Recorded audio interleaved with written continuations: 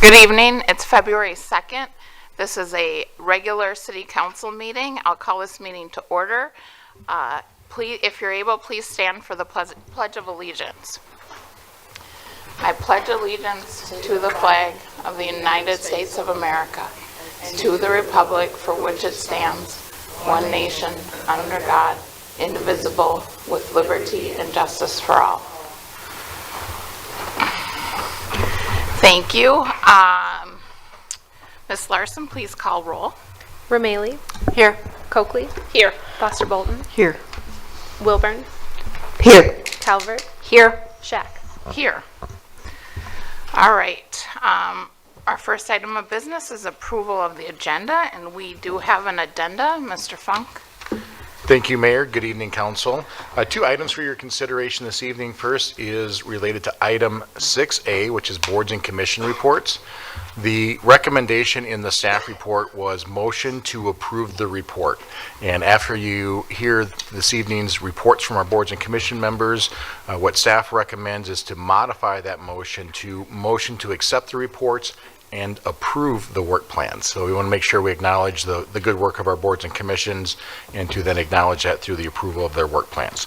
The second item for your consideration is related, it's a new item, which is 10F. So staff proposes to add a consent item, which would be, again, after 10E, would be amicus status in the state of Minnesota versus Nome United States District Court, court file number 26-CV-00190. Again, as I noted, this item is proposed to be added to the agenda, and then materials related to that are submitted in your council packets for your review. With that, Mayor and Council, motion to add item 10F to the agenda and approve the agenda as amended is recommended for you this evening. Thank you. Thank you, Mr. Funk. Councilmember Calvert. Thank you, Mayor. I would like to approve the agenda as amended. Thank you. Do I have a second? Councilmember Wilburn. I'll second. Great. I have a motion by Councilmember Calvert, a second by Councilmember Wilburn. Ms. Larson, please call roll. Rameli. Yes. Sorry, Mayor Scheck, just to be a stickler for detail, we should, since it is a new item, the motion should include adding the new item to the agenda and then approving it as amended, if possible. Excellent. So we'll add item 10F to the agenda, and Councilmember Calvert. Yes, and so I would like to move to add item 10F to the agenda and then approve the agenda as amended. And Councilmember Wilburn. Second. Excellent. Thank you. Thank you, Ms. Larson. Please call roll. Rameli. Yes. Coakley. Yes. Foster Bolton. Yes. Wilburn. Yes. Calvert. Yes. Shack. Yes, motion carries. On to item 5, and that is approval of the minutes, and we have 3 of those. Councilmember Calvert.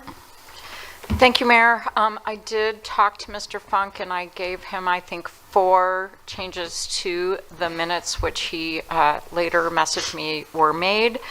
And with those changes, I would like to move approval of December 22nd, 2025 study session minutes, January 12th, 2026 regular meeting minutes, and the January 23rd, 2026 special study session legislative breakfast minutes. Great, thank you. In a second. Councilmember Foster Bolton. I'll second. We have a motion by Councilmember Calvert and a second by Councilmember Foster Bolton. Ms. Larson, please call roll. Rameli. Yes. Coakley. Yes. Foster Bolton. Yes. Wilburn. Yes. Calvert. Yes. Shack. Yes, motion carries. And we'll be getting into item 6, which is special matters. Before I do that, I just want to remind people that we this year started a little bit of a different process as we look ahead to item 8, which is citizens wishing to discuss items not on the agenda, and then also to item 13, which is public hearings. To the extent that you have something you would like to comment on, we have these little comment or sign up cards out in the lobby. Please fill that out for us. And I also remind folks, and you can leave them there, somebody will go out and check that box before we get started. as you think about what your comments are going to be, you know, it looks like we're going to have several tonight.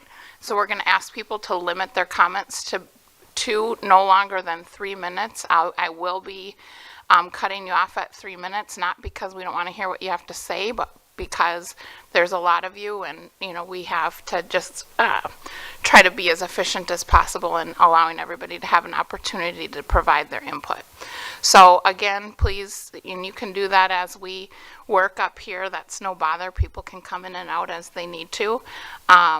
Please go grab a card. All right, on to item number 6, and that is boards and commission reports. And we will, we've offered for our chairs of each board and commission to provide their report, and some of them were able to make it and some of them couldn't fit into their schedule. So we're just going to go in the order that we have this in our packet. And we are going to start with the Charter Commission, and the chair, John Northrup's unable to be here tonight, so Mr. Nilsson will make that report. Mr. Nilsson. Thank you, Mayor Shack, council members, good evening. The Charter Commission is the city's essentially standing constitutional convention. So they handle all matters that would touch the city charter, which is the document that organizes the city and provides for the city's core legal powers subject to state law. The Charter Commission is an independent commission or board. The members are appointed by the Chief Judge of Hennepin County. And so they are technically not subject to City Council Policy 1.2, which applies to council-appointed boards and commissions, but happy to give a report of their activity for the preceding year. The Charter Commission held their annual meeting in November, and at that meeting they passed on 2 amendments of the city charter that the council has also now had fit to see and approve. One was to establish a fixed membership number for the Charter Commission consistent with historic practice, which is 9 members. Added wrinkle with the amendment was the ability to flex to 10 members with the additional appointment of a sitting council member, and that was approved. And then the second amendment was to clarify some other requirements in the charter for resident election petitions, as they, particularly as they apply to initiative and referendum, which are provided for in the City of Minnetonka Charter. Both of those amendments, now that they've been approved by the council, will be effective 90 days from the date they were published. As a business matter, the Charter Commission for next year decided to move their annual meeting from November to September. And so that meeting will now be reflected on the official city calendar, which is adopted in October of each year. And then finally, they expressed an interest in beginning to have an initial discussion, very first time discussion on a potential move to even year elections. And so that was raised as a discussion topic for the next meeting in September of this year. That's all I have. Stand for any questions. Thank you, Mr. Nilsson. Council, any questions for Mr. Nilsson? This is usually a pretty straightforward one, so we will, not seeing any, we will move along, and we have next up the DEI Commission, and I believe our chair is here, Ms. Chen. Oh, excellent, both, all right. Welcome, thank you for coming, and please go ahead. Thank you. Good evening, Mayor and Council members. My name is Martin Quintana of the Diversity, Equity, and Inclusion Commission. I am the Vice Chair. Thank you for the opportunity to speak tonight. The DEI Commission exists to serve in an advisory capacity to the City Council. Our charge is straightforward, but also very important. We advise on projects and issues referred to us by Council, and we proactively recommend initiatives, policies, and strategies that help Minnetonka continue to be a city where everyone feels safe, welcome, and able to participate fully. In addition to that, we also serve as ambassadors to the community, listening, engaging, and helping translate community experiences into actionable insights for the city of Minnetonka. This includes outreach, education, and partnership with residents across backgrounds. Our commission started in spring of 2024, and over the past year, the commission has focused on listening, learning, and showing up. We met with city departments to better understand how policies and programs are implemented on the ground and where residents may be experiencing barriers to access. This helped us ground our recommendations in the realities of city operations rather than assumptions. We convened a DEI and Human Rights Commissioner Forum to share practices and strengthen regional collaboration. We also volunteered in sensory rooms at city events, ensuring that residents with sensory sensitivities and their families could participate fully. Community presence has been central to our work as well. We participated in the City and Fire Open House, where we gathered stories of belonging directly from residents. We co-hosted Black History Month, Juneteenth, and Latine community events in partnership with the City of Hopkins, and we participated in Tonka Pride. This past year was focused on understanding, learning, trust building, visibility, and making sure Minnetonka residents see themselves reflected in civic life. All right, looking ahead, our work plan centers on 3 connected goals. First, removing systemic barriers and expanding access to city services and programs.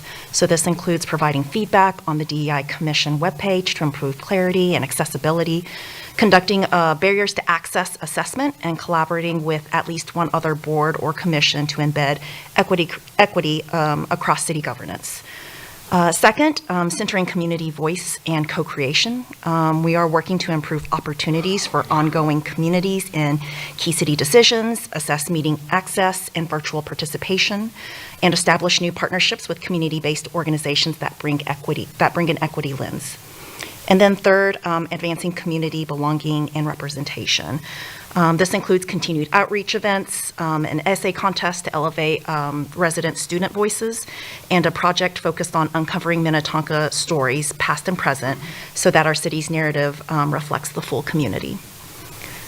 And before we close, I just want to say it would be a little bit tone deaf if I didn't speak clearly about the moment we are in and the responsibility we as a city hold right now. So as we all know, across Minnesota and our city and communities, our residents are experiencing fear and trauma due to escalating federal immigration enforcement. Neighbors are being detained and taken by ICE, and families are afraid to go to work, take their children to school. And I just wanted to be clear that the DEI Commission's work plan is intentionally flexible. While we've outlined these priorities for the year, we understand that community needs and city realities evolve, and especially in a moment of crisis. So we stand ready to pivot and support residents and the city where needed.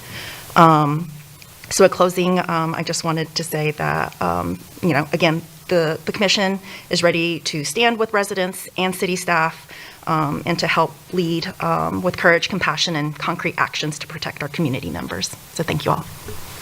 Thank you very much. Thanks to both of you. Appreciate. Council, any questions or comments you have for these folks? Councilmember Calvert. I just want to say the work you're doing is so especially important right now, and that your final comments about pivoting, I don't want to get into the weeds on, we all know what the many needs are. We also have some legal constraints about what we can do directly as a city, but I just am so appreciative of the work of your commission, and we also, I'm sure, stand ready to support the commission. And, we're busy getting the word out about the many things that we are doing to support the community. But I just, my phone number's on the website, so please call if you need an ear or you just need to noodle on something, because there is too much for a small group of people to fix. So we're all in it together, and thank you so much for what you do. Thank you. Thank you, Councilman. Thank you, Councilmember Calvert. Councilmember Romali. Just real quickly, thank you for that. We had a little bit of a conversation before the meeting, so I appreciate that you're already hearing from community members and dealing with that. And to reiterate what Councilmember Calvert said, please feel free to reach out to us, directly or through staff to let us know what we can be doing or what you're hearing so that we're also in touch with the residents that you're talking to. So thank you for your work. Thank you. Anybody else? Well, I'll reiterate briefly, yes, thank you so much, and your comments were really appreciated. And I will say I'm talking with staff about how, we can leverage this resource that we have with you folks, and that's, we're really glad to have you and appreciate the work that you've done. And it's not easy to stand up a commission, and you folks on this commission are kind of the inaugural members, and so we appreciate your commitment, your willingness to do that, and just being here tonight. So thank you very much. Thank you. We appreciate your support. Thank you all. All right, thank you. All right, moving on, we have the Economic Development Advisory Commission, and I believe we have the Vice Chair, Mr. Haig, here tonight to provide the report. Mr. Haig. Council, Mayor, I'm going to delegate that to our very capable Alicia. Great. That's great, thank you.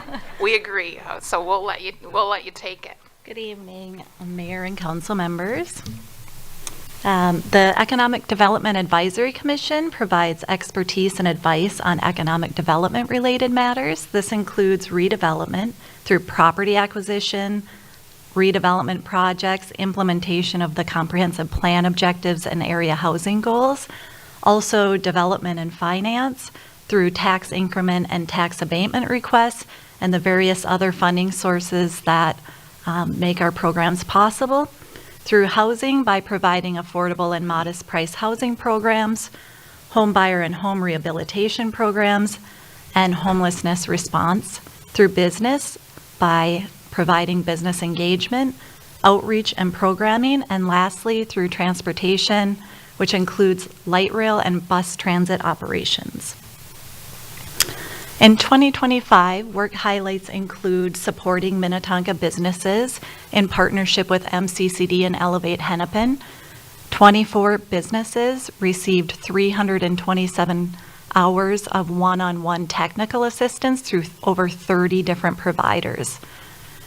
In addition, the EDAC and City Council received the results of the business survey and commercial market analysis reports, and staff increased outreach visits by visiting 63 unique businesses in the community and participating in 5 city-sponsored events, which include the Thriving Thursday Business Technical Assistance Series and the Minnetonka Business Council Series with Wayzata West Metro Chamber.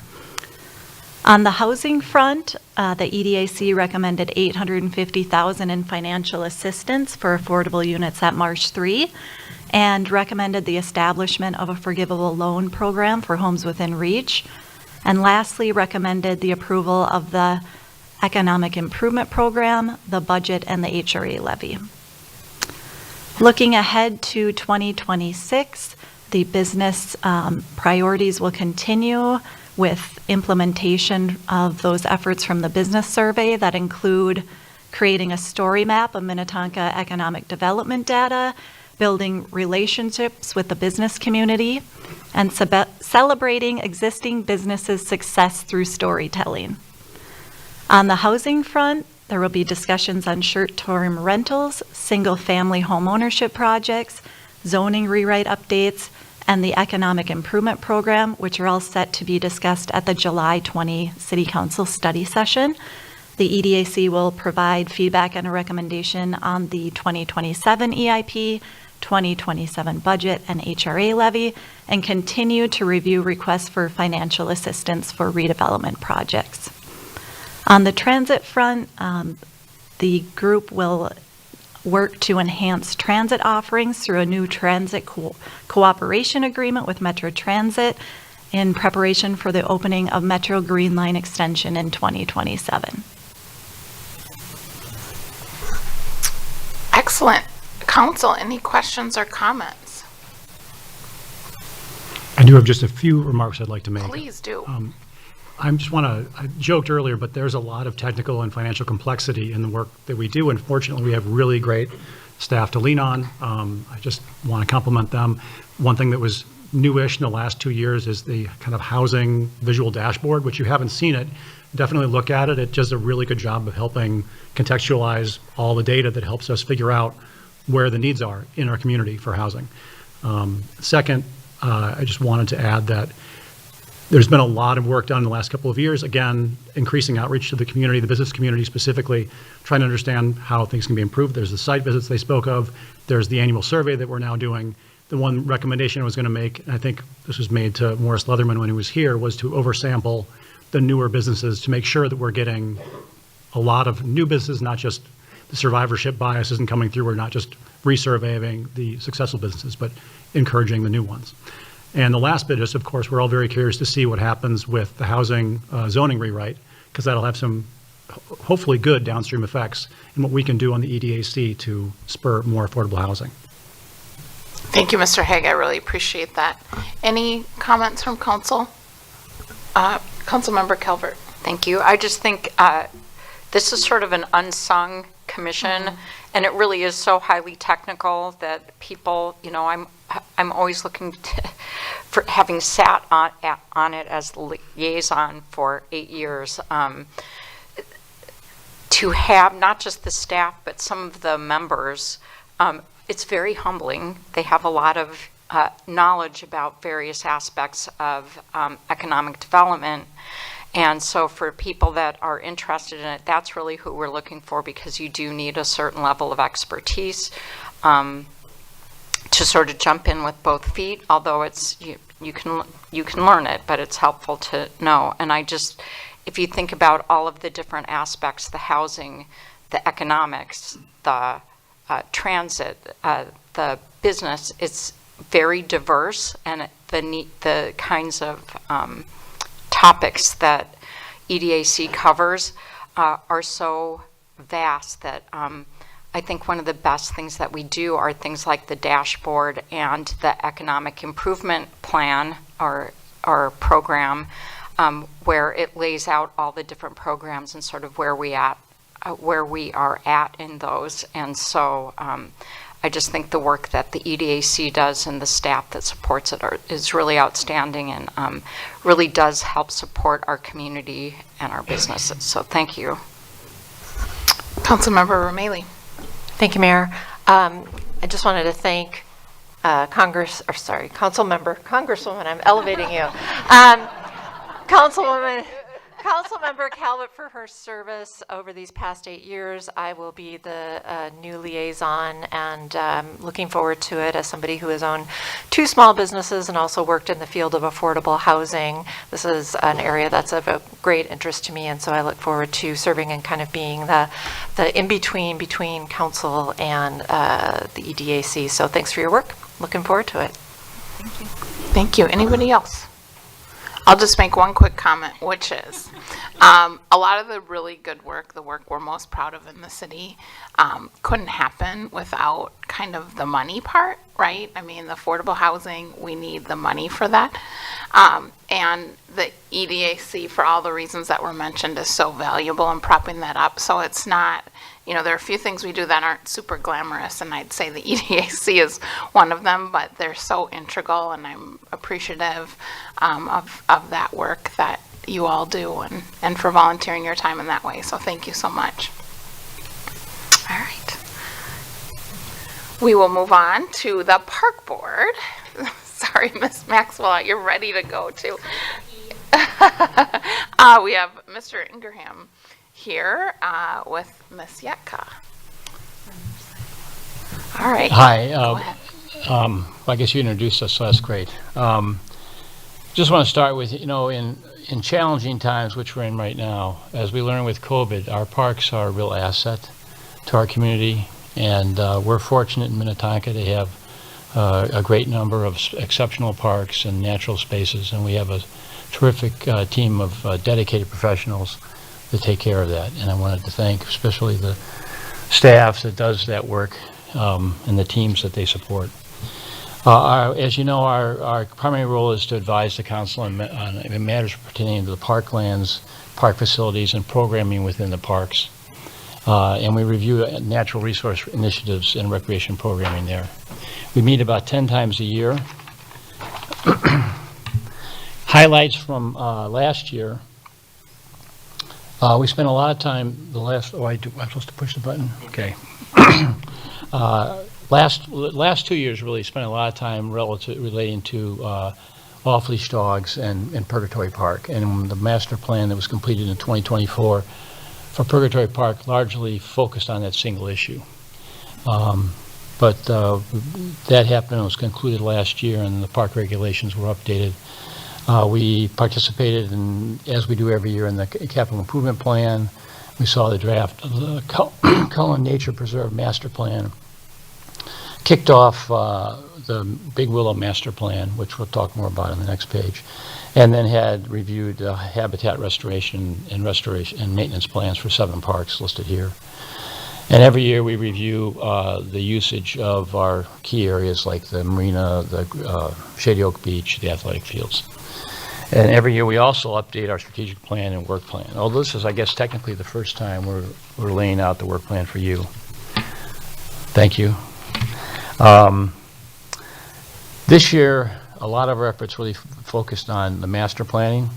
The Cullen Nature Preserve, we're going to be reviewing actually this Wednesday, the final draft of that, and it'll be coming to you for review and potential approval, and that's a very exciting development.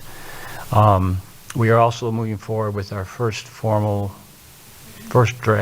draft this year on Big Willow Park. And from what we've seen in the early work, that's really exciting because that's what a master plan should be like. It's really comprehensive, looks at the park on a whole lot of levels.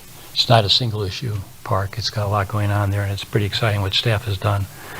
There's also a Glen Lake Park coming up. As you know, there's been discussion around a skate park as an opportunity there, and that's one of the points we're looking at.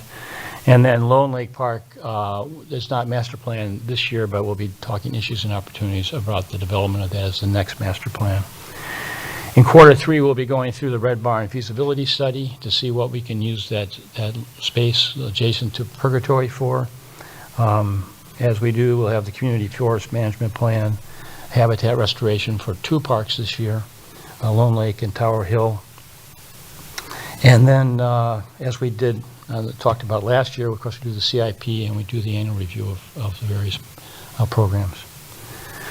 So with that, any questions? Council, any questions? Not seen any. I will say, this is more glamorous work, I think, because people really do use an. Not easy work because of the profile of it. It gets a lot of attention and opinions, and we appreciate that. So thanks for taking your time to volunteer for us this way. Thank you. All right, now, Ms. Maxwell, we will turn to the Planning Commission, and we have our chair, Ms. Maxwell here, and Ms. Thomas, who is on the with staff. And Mayor Shack, I'm going to start, and then I will turn it over to Chair Maxwell. As the council knows, the Planning Commission's purview is land use. And the commission is actually scheduled to meet 25 times a year.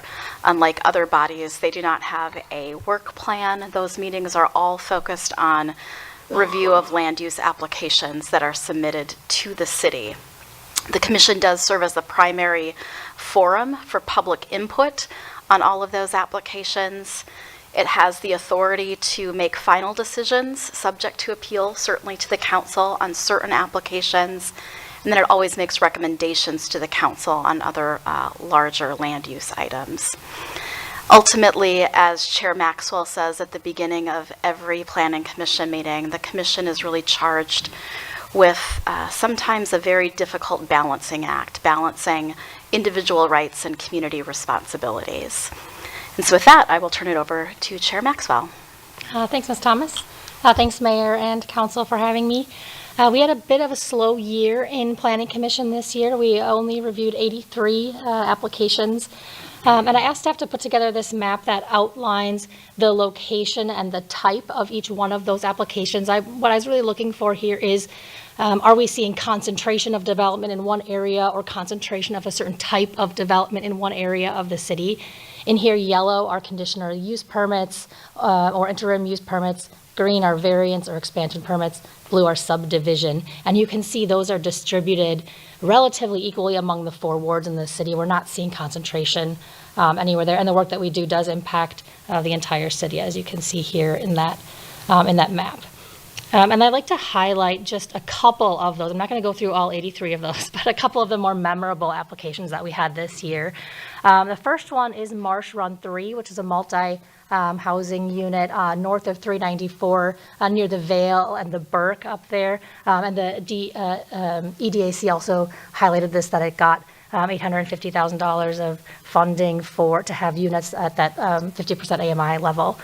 This was an interesting project in that staff recommended approval, Planning Commission recommended denial, and then council ultimately approved it after lengthy public hearings for this particular project. The second one I'd like to highlight is the First International Bank building. And while a bank maybe not seems like the most exciting thing, this is a really unique project in that it was a redevelopment of an existing building. So rather than raising it, tearing it down, they're putting on a new roof, refinishing the outside so it will really look welcoming and inviting, and so revitalizing something that's existing in a unique way, and that will be improving the efficiency of the building overall as well. So that's what I wanted to highlight. We also did some subdivisions, some concept plans, but these were the sort of 2 interesting ones I wanted to highlight. Any questions for me? Excellent, thank you. Any questions, council? Comments? No? Again, this is the roll your sleeves up work. So, some of us came from the Planning Commission, and it's a good way to learn the ins and outs of city operations and that planning piece. And you're not mentioned here, but we know you have your work ahead of you this year as we start to review and ultimately, hopefully, approve the new zoning code. So might not be as quiet this year as it was last year. Thank you so much again for your work. Yes, you're welcome. All right, and last but not last. Sorry, I'm ahead of myself. Okay, moving on, we have the Senior Advisory Board, and is Miss Moore here. Excellent.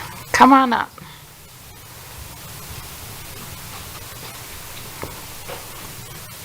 Is this a good height? You want to go down a little bit? Maybe. Yeah, thank you. I'll go first here. Okay. Thank you, Mayor, and thank you, council members. I'm Kaylee, I'm the staff liaison, and this is Susan Moore, the chair. Hi. Okay. To the staff and the mayor, I want to explain the Senior Advisory Board. We advise the City Council on needs and status of seniors in the city, recommending ways in which those needs may be met, that determines and assesses existing resources in the city which may be utilized by seniors to meet their needs, evaluates and assesses proposed programs, grants, and other governmental activities that may impact seniors, and recommends policies, goals, and objectives for operation of Minnetonka Senior Services. As far as our 2025 highlights, we had the annual book and pie sale, and it was a resounding success with more than 10,000 books donated and an estimated 350 community members in attendance. Members of the Senior Advisory Board volunteered throughout the event, and we assisted with book organization, cashiering, and kitchen support. Over $5,600 was raised in support of the Senior Scholarship Fund. Secondly, the annual Senior Housing Fair was a successful event, with attendees noting that it was both informative and enjoyable. The fair provided a valuable opportunity to build community connections while increasing awareness of available senior services and housing objectives, or housing options, rather. We continue to strengthen our commitment to becoming a dementia-friendly community by offering Dementia Friends classes, hosting memory cafes, and providing a series of educational presentations focused on increasing awareness and understanding of dementia.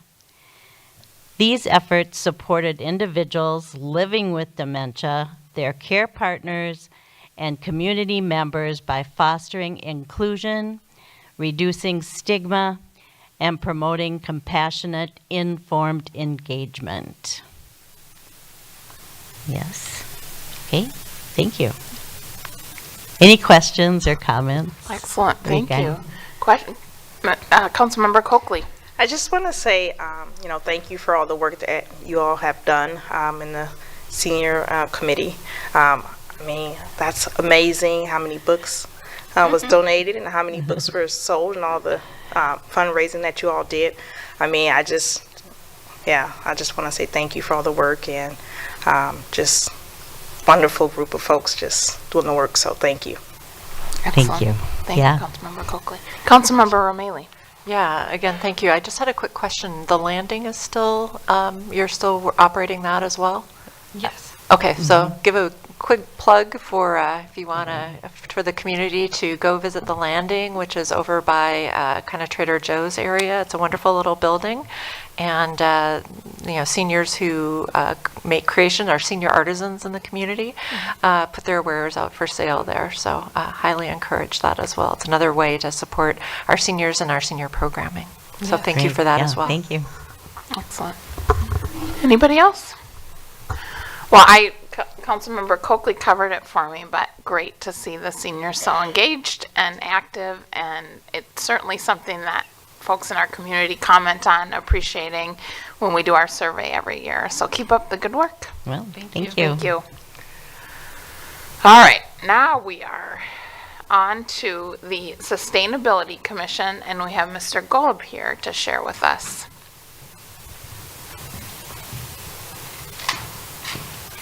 Last but not least, good evening, Madam Mayor, City Council. Allie Sutherland, Sustainability Coordinator. I'm also the staff liaison for the Sustainability Commission. I'm here with Brian Golub, who's also the chair. So I'll actually be presenting most of the slides, and then Brian will say a note at the end. So thanks for having us. I'll kick it off by running through the duties of the Sustainability Commission. So these are defined by city code. There are 3 overarching duties. The first is to be sustainability ambassadors to the City Council, and we see this as a way of researching and proposing programs for the City Council to consider to advance sustainability, either internally or externally within the community. Second is to be sustainability ambassadors to the public. So we do this through outreach and engagement. And then on a related front, we also seek to cultivate community relationships. So that's new partnerships and then just network building to advance sustainability externally. And then lastly, we report on progress like we're doing tonight. We meet 6 times per year, so that's every other month beginning in January. And then the commission typically meets around 20 times per year to perform outreach initiatives, which is really exciting. We have a very dedicated and passionate group of resident volunteers, so I'm very fortunate to be able to work with them and to have their enthusiasm to sustain this work. And just click. And then looking at 2025 highlights, so there was a several-page document in your packet tonight. I won't review all of those. Those have updates of everything that the commission accomplished, but I did want to highlight just 3 main items or some key takeaways. The first is that the commission and then staff myself spent a significant amount of time prioritizing and operationalizing the Climate Action and Adaptation Plan. So when I first got here, at the very end of 2024, we took a look at this document and we realized that there's this amazing list of 50 strategies, or otherwise you could consider them as like policy directives. We realized pretty soon that we really need like these to be broken down and translated into actionable tasks. So we spent a significant effort breaking those down into what we're calling as a quarterly Gantt chart. And this is a flexible document that will be updated, essentially every time the commission meets, but it's a way to align our staff work plans and our Sustainability Commission work plans, such as the 2026 work plan that's in the packet for consideration, to align in this sort of coordinated fashion, if you will. So we're also working to, I think this is a different version than I had included.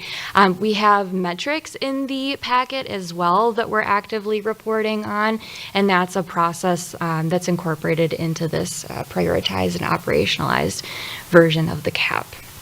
And then the commission spent a significant amount of time planning outreach and doing the actual implementation in 2025. So that was for both residential and business outreach. They supported 17 initiatives, which is pretty phenomenal. It was just under 100 hours that they volunteered outside of their regularly scheduled commission meetings, and they engaged approximately just under 3,000 community members in their work. And then looking at 2026, the Commission's really excited to align with that prioritized and operationalized work plan that we have now. So that 2026 plan aligns with that.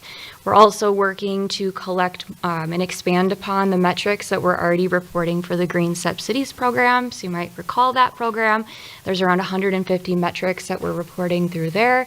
So we're expanding upon that.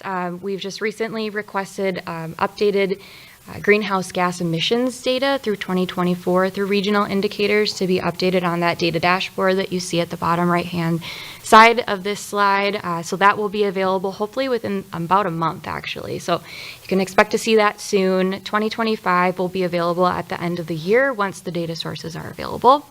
So stay tuned for that. I'm not going to go through this whole list, but some other things I wanted to call out is that this year, through discussions with the commission, we did a Mentimeter, kind of like polling process to figure out how the commission wanted to engage, and they decided that they liked this idea of subcommittees.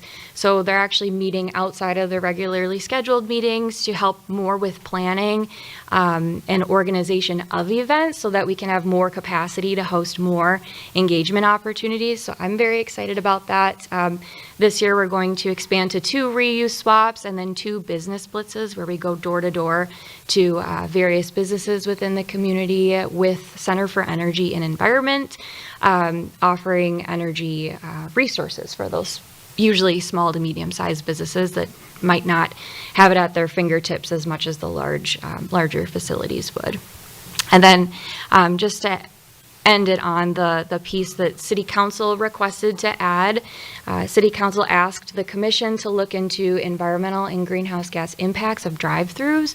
So as staff, we're researching that. The Commission will research that as well and review our staff report, and we'll provide that summary report to the Planning Commission and City Council in about May is the time frame for that. So stay tuned for that as well. But before I ask for questions, I'm going to just have Brian say a couple comments here. Thank you, Ellie. Good evening, Mayor, Council members. I want to present some what I consider to be high-level comments addressing our work in 2025 and in 2026. First, I think we have been and continue to be a useful ambassador to our city residents while promoting many practical initiatives to the general public. Secondly, I don't want to focus on any one particular action, as we were very focused on many, many activities, as Ali pointed out, and I won't belabor that point. Third, through our actions, we have, and I'm proud to say, we have positively impacted our residents, as seen by the metrics included in your packet that you have. Shifting to 2026, for example, I'm excited that our work plan that was developed by Ali and my fellow commissioners will primarily support important actions identified in our climate action and adaptation plan. So we've got our work cut out for us. Thank you. Thank you, Mr. Goldman, Ms. Southern. Quiet council. Councilmember Wilburn. Not a question. I just wanted, again, to thank the Sustainability Commission and all of the members. An incredible amount of work has gone into like just the work with the Climate Action and Adaptation Plan alone, and it's very impressive to come up with action items and metrics. And so I appreciate that work, and the amount of time and effort that all of these volunteers have put in is very, very impressive, and we appreciate it. And I look forward to hearing the results of the drive-through study. Excellent. Thank you. Thank you. Councilmember Calvert. Thank you. Also, I just wanted to mention, just looking at the long list, and like you say, you're expanding, you have subcommittees. There's so much work to do. It's literally endless, and I think it just reflects on the passion of the members of the Sustainability Commission, the extra hours that they're putting in, which I'm really gratified to hear about. I'm on the Energy, Environment, and Natural Resources Committee for the National League of Cities, and it's a passion for me. And it just makes me so, all of the commissions and boards make me incredibly proud, because we have such capable people that are making such an incredibly positive impact on our community. And, in a time where funding for many of these initiatives have dried up, it really is just going to come down to the passion of people in their own communities to drive that change. So thank you. Thank you, Councilmember Calvert. Anybody else? All right, well, I will just reiterate or say that my colleagues have, I agree with what they've said. I will also say, I go to a lot of events, and I see you folks there at every event. And the heartening thing is there are always people stopping and checking in and taking advantage of the resources you have. And so, I know it takes a lot of time, and it's nights and weekends, and so the commitment, as Councilmember Calvert said, is really impressive. So thank you so much. Thank you. All right, Council. At this point, we are asked to accept the reports and approve the work plans. Councilmember Romali. Thank you, Mayor. I'll make the motion to accept the reports and approve the work plans. Councilmember Coakley. I'll second. Thank you. I have a motion by Councilmember Romali, a second by Councilmember Coakley. Ms. Larson, please call roll. Romali. Yes. Coakley. Yes. Foster Bolton. Yes. Wilburn. Yes. Calvert. Yes. Shack. Yes, motion carries. Thank you. On to matter 6B, which is proclamation for Black History Month. And I have asked Councilmember Coakley to read that for us. City of Minnetonka Proclamation, Black History Month, February 1st through 28, 2026. Whereas in 1926, Dr. Carter G. Woodson, a Harvard scholar, established the observance of African American history to reveal the contribution, achievements, and involvement of African American people in the development of our American democracy that were overlooked, ignored, and even suppressed by the writers of history textbooks. And whereas the month of February has been officially designated as Black History Month, a time to honor and celebrate the profound contribution of Black Americans to the cultural, social, political, and economic fabric of our nation. And whereas Black History Month reminds us of the enduring legacy of resiliency, innovation, and leadership within the Black community, and challenges us to continue to advancing equity and justice in all facets of society. Whereas the month of February gives us a chance to honor the many heroes who are unknown and unnamed, who have contributed to the struggle for freedom and justice for all. And whereas the city of African Americans who call Minnetonka home, those who work here, as well as those who visit and create here, and appreciate the contributions to the success of our community. Whereas in Minnetonka is committed to true inclusion and continuing to create a community where all people feel safe and respected and diversity is celebrated. Now therefore, be it resolved that Minnetonka City Council does hereby declare the month of February as Black History Month in the city of Minnetonka. Great. Thank you, Councilmember Coakley. All right. Item number 7, which is reports from city manager and council members. Mr. Funk. Thank you, Mayor. Good evening again, Council. Just want to first start off by saying and acknowledging the boards and commissions again. I know you recognize the great work that they do.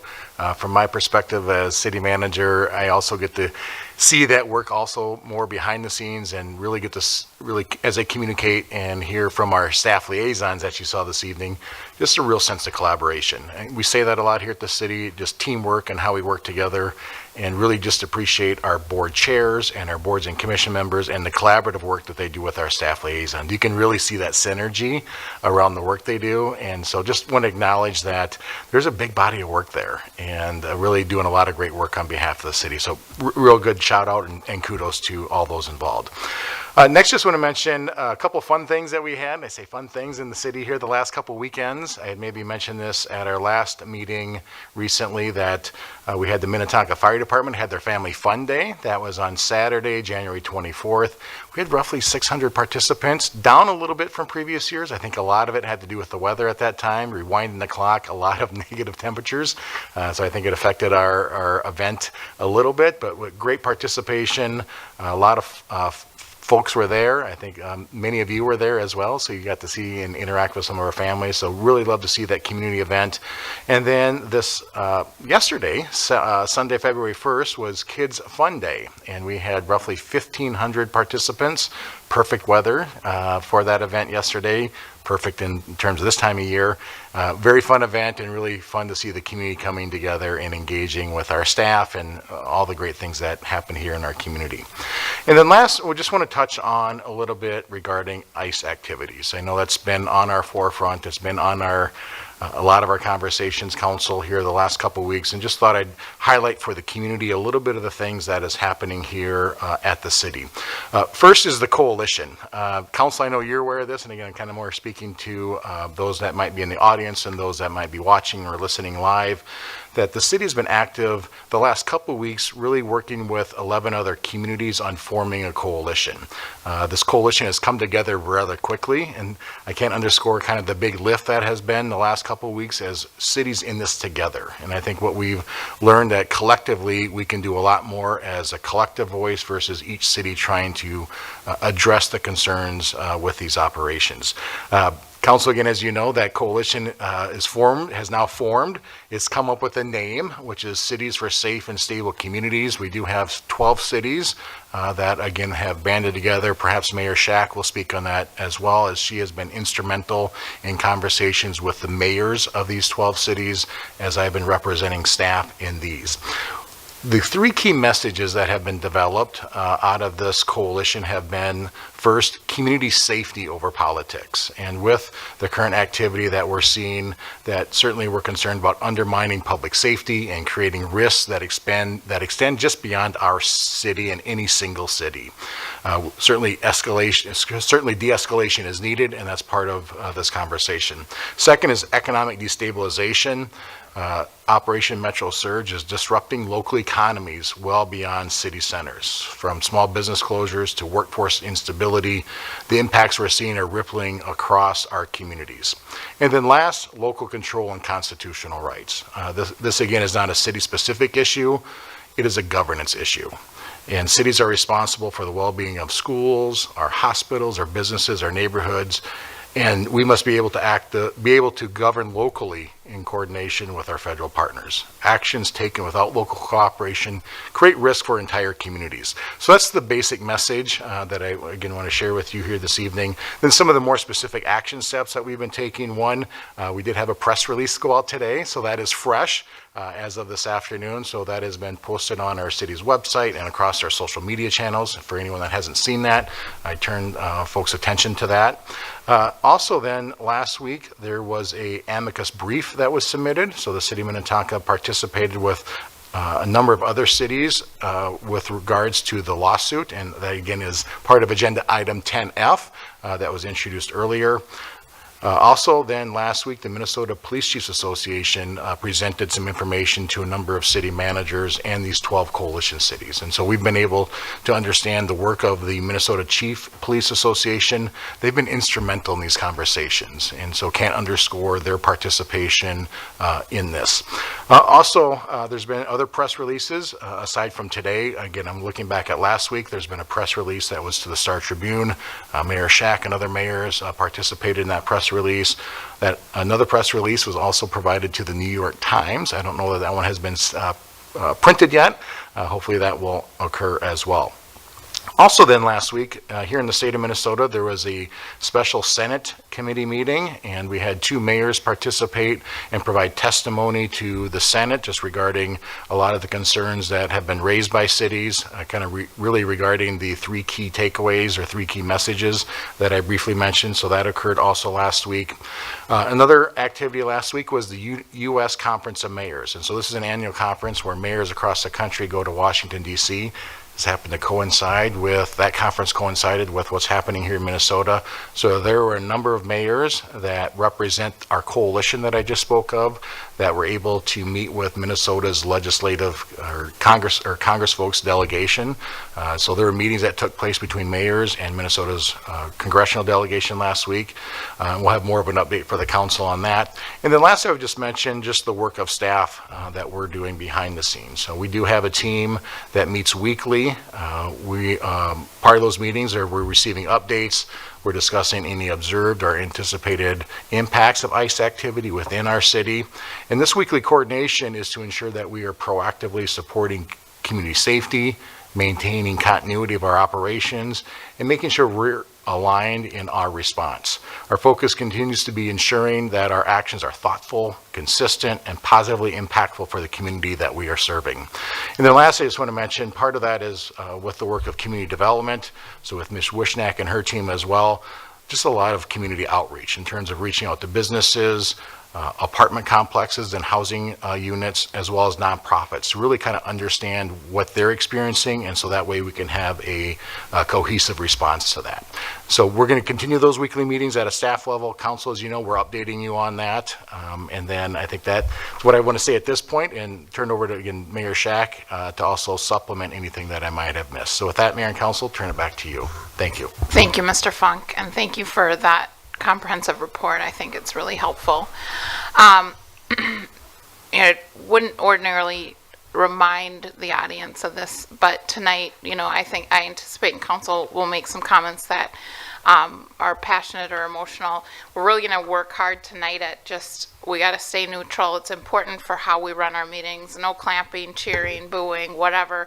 We're just going to let people say what they need to say, and it doesn't mean we don't care about these things, but as my predecessor said, it's really, for some people to make statements, it's very nerve-wracking, and if it's perceived that it wasn't as popular or is negative or whatever, I think it tamps down people's willingness to make comments. So we're going to really focus on that this week and going forward. So with that, I will open it up to the council for any reports or comments they'd like to make.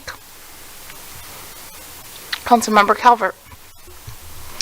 Thank you, Mayor. First, I'll start with the fun stuff. I was a little under the weather, and I missed our fun day yesterday, but I did go to the event at the Firehouse. The chili was good, but it wasn't from Minnetonka, so I'm lobbying hard for Minnetonka chili.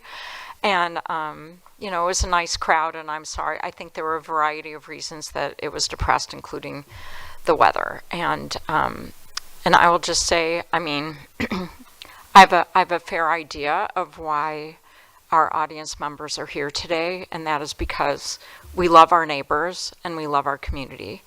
And I just want to thank our incredible staff, especially our police chief, the community development director, our city attorney, and the city manager, because and the mayor, frankly, because it has really just been pedal to the metal 24/7. The city manager and I have spoken at 9 o'clock on Saturday nights, and it's work. So we're all working really hard, and we're all mere mortals grappling with situations that we never anticipated having to grapple with. And I will just say that since we last were here in this chamber, another person lost their life trying to protect their neighbors. And it didn't need to happen. And we all took an oath. Every single person in uniform or up on the dais here took an oath to uphold our Constitution. I personally take it really very, very, very seriously. And because of that Constitution and many other statutory limitations, it might feel like we're not doing enough, but I have been sending residents long emails, very long emails with all of the things the city has been doing. I know that there's a variety of people in the room that have written they want eviction moratoriums, which is really governed by the state. And I encourage everyone that is concerned about it, as I am, to contact the governor's office and your state legislators.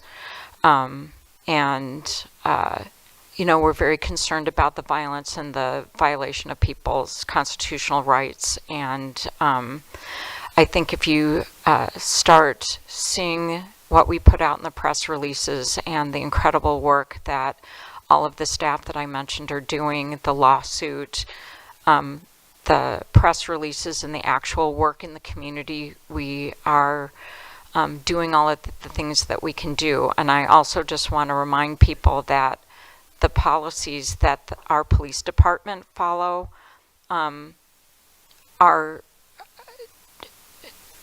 do in all practicality achieve the separation between federal law enforcement and our local law enforcement, or federal immigration enforcement and our local law enforcement. So in all practicality, they will never ask anybody's immigration status. They are there to protect our community and our residents. And please call 911 if you see activity that is concerning. So they'll come and they'll put their body cameras on and keep the temperature down. And they're there to protect our residents no matter what their immigration status. So I just wanted to put that out there, and I just want to say that in my heart every day I have a moment of silence for the people who have lost their lives unnecessarily. And I just want to express my love for my community and my incredible pride in our state for showing the world what real Americans are. Thank you. Thank you, Councilmember Calvert. Councilmember Romali. Yeah, what Councilmember Calvert said, but thank you for that. I think we, as a city, have been devastated, but it's also been a time when, you know, Minneapolis and Minnesota, Minneapolis especially, has shown resilience and resolve and support for our neighbors and our Constitution and the rule of law. So that has been kind of the silver lining in the cloud, and the fact that we are inspiring so many people in the country and the world. You know, I think our city manager did a great job outlining kind of what we are trying to do as a city, and Councilmember Calvert talked about some of the constraints that we're under. I'm going to start in with, you know, kind of some things that I am doing within the community, kind of related to my role as city council member. I organized and moderated a gathering at which Congressmember Kelly Morrison and a nonprofit director spoke this past week about the federal incursion and what they are doing about it and what we can do to help our neighbors and democracy. I also organized a constitutional observer training at St. Luke's Church that was put on by an amazing homegrown Minnetonka-based organization called the Immigrant Defense Network. I had the opportunity to welcome people from all over the metro to Minnetonka and Ward 3, and the Immigrant Defense Network did a wonderful job in training people on how to respond and make sure that our neighbors' constitutional rights are being upheld, or to document when they are not. I was surprised that this weekend a friend who is a BBC World News commentator read on air part of an email that I had recently sent her that tried to describe what it's really like in Minneapolis and in our own city right now. And so between what each of us can do as individuals and what I think, I and my fellow council members are doing, whether it's here officially or kind of adjacent in our roles as community members, we hear you and we feel you, and I thank all of you who, and anybody else who's listening who has reached out with your concerns, with your suggestions. It really heartens me to know that we're a community that cares and that we're willing to step up for our neighbors and their constitutional rights of everybody around. For my part, I'm really, again, heartened by what the city has done officially.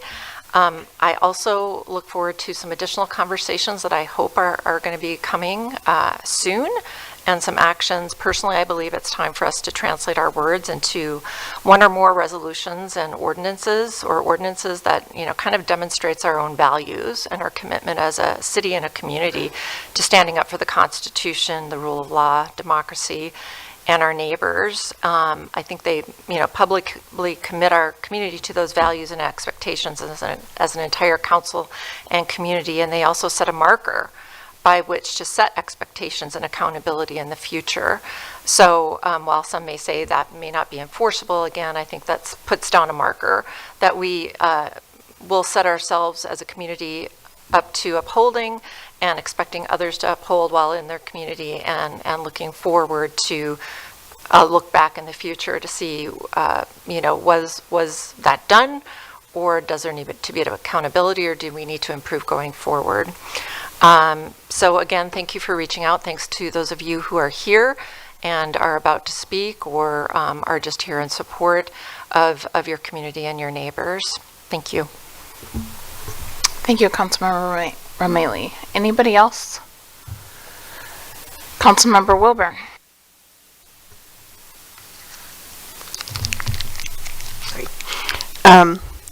I'll just be real brief. I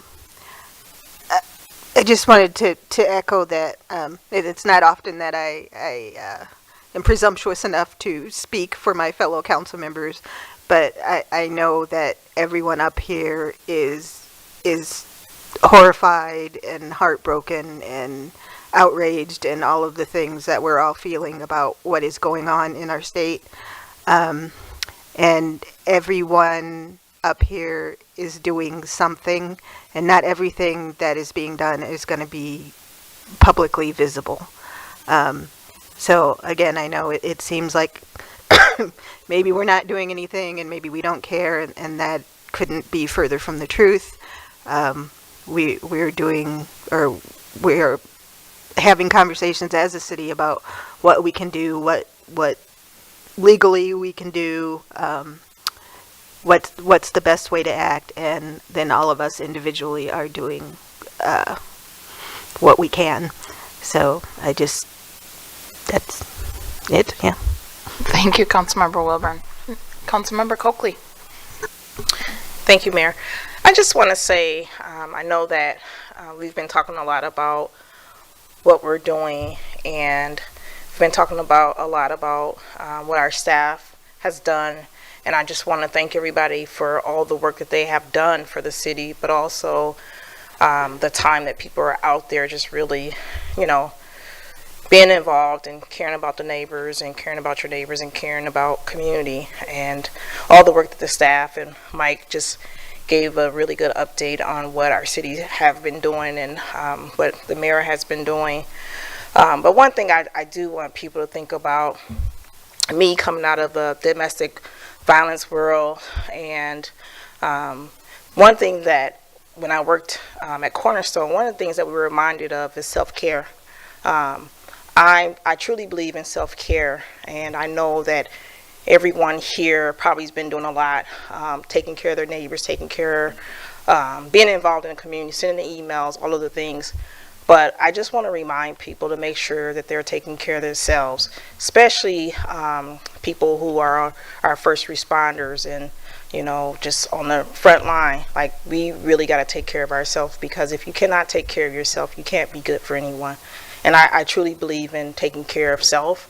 And so I'll give a quick little story. Someone called me and asked me to speak at a protest, and I said no.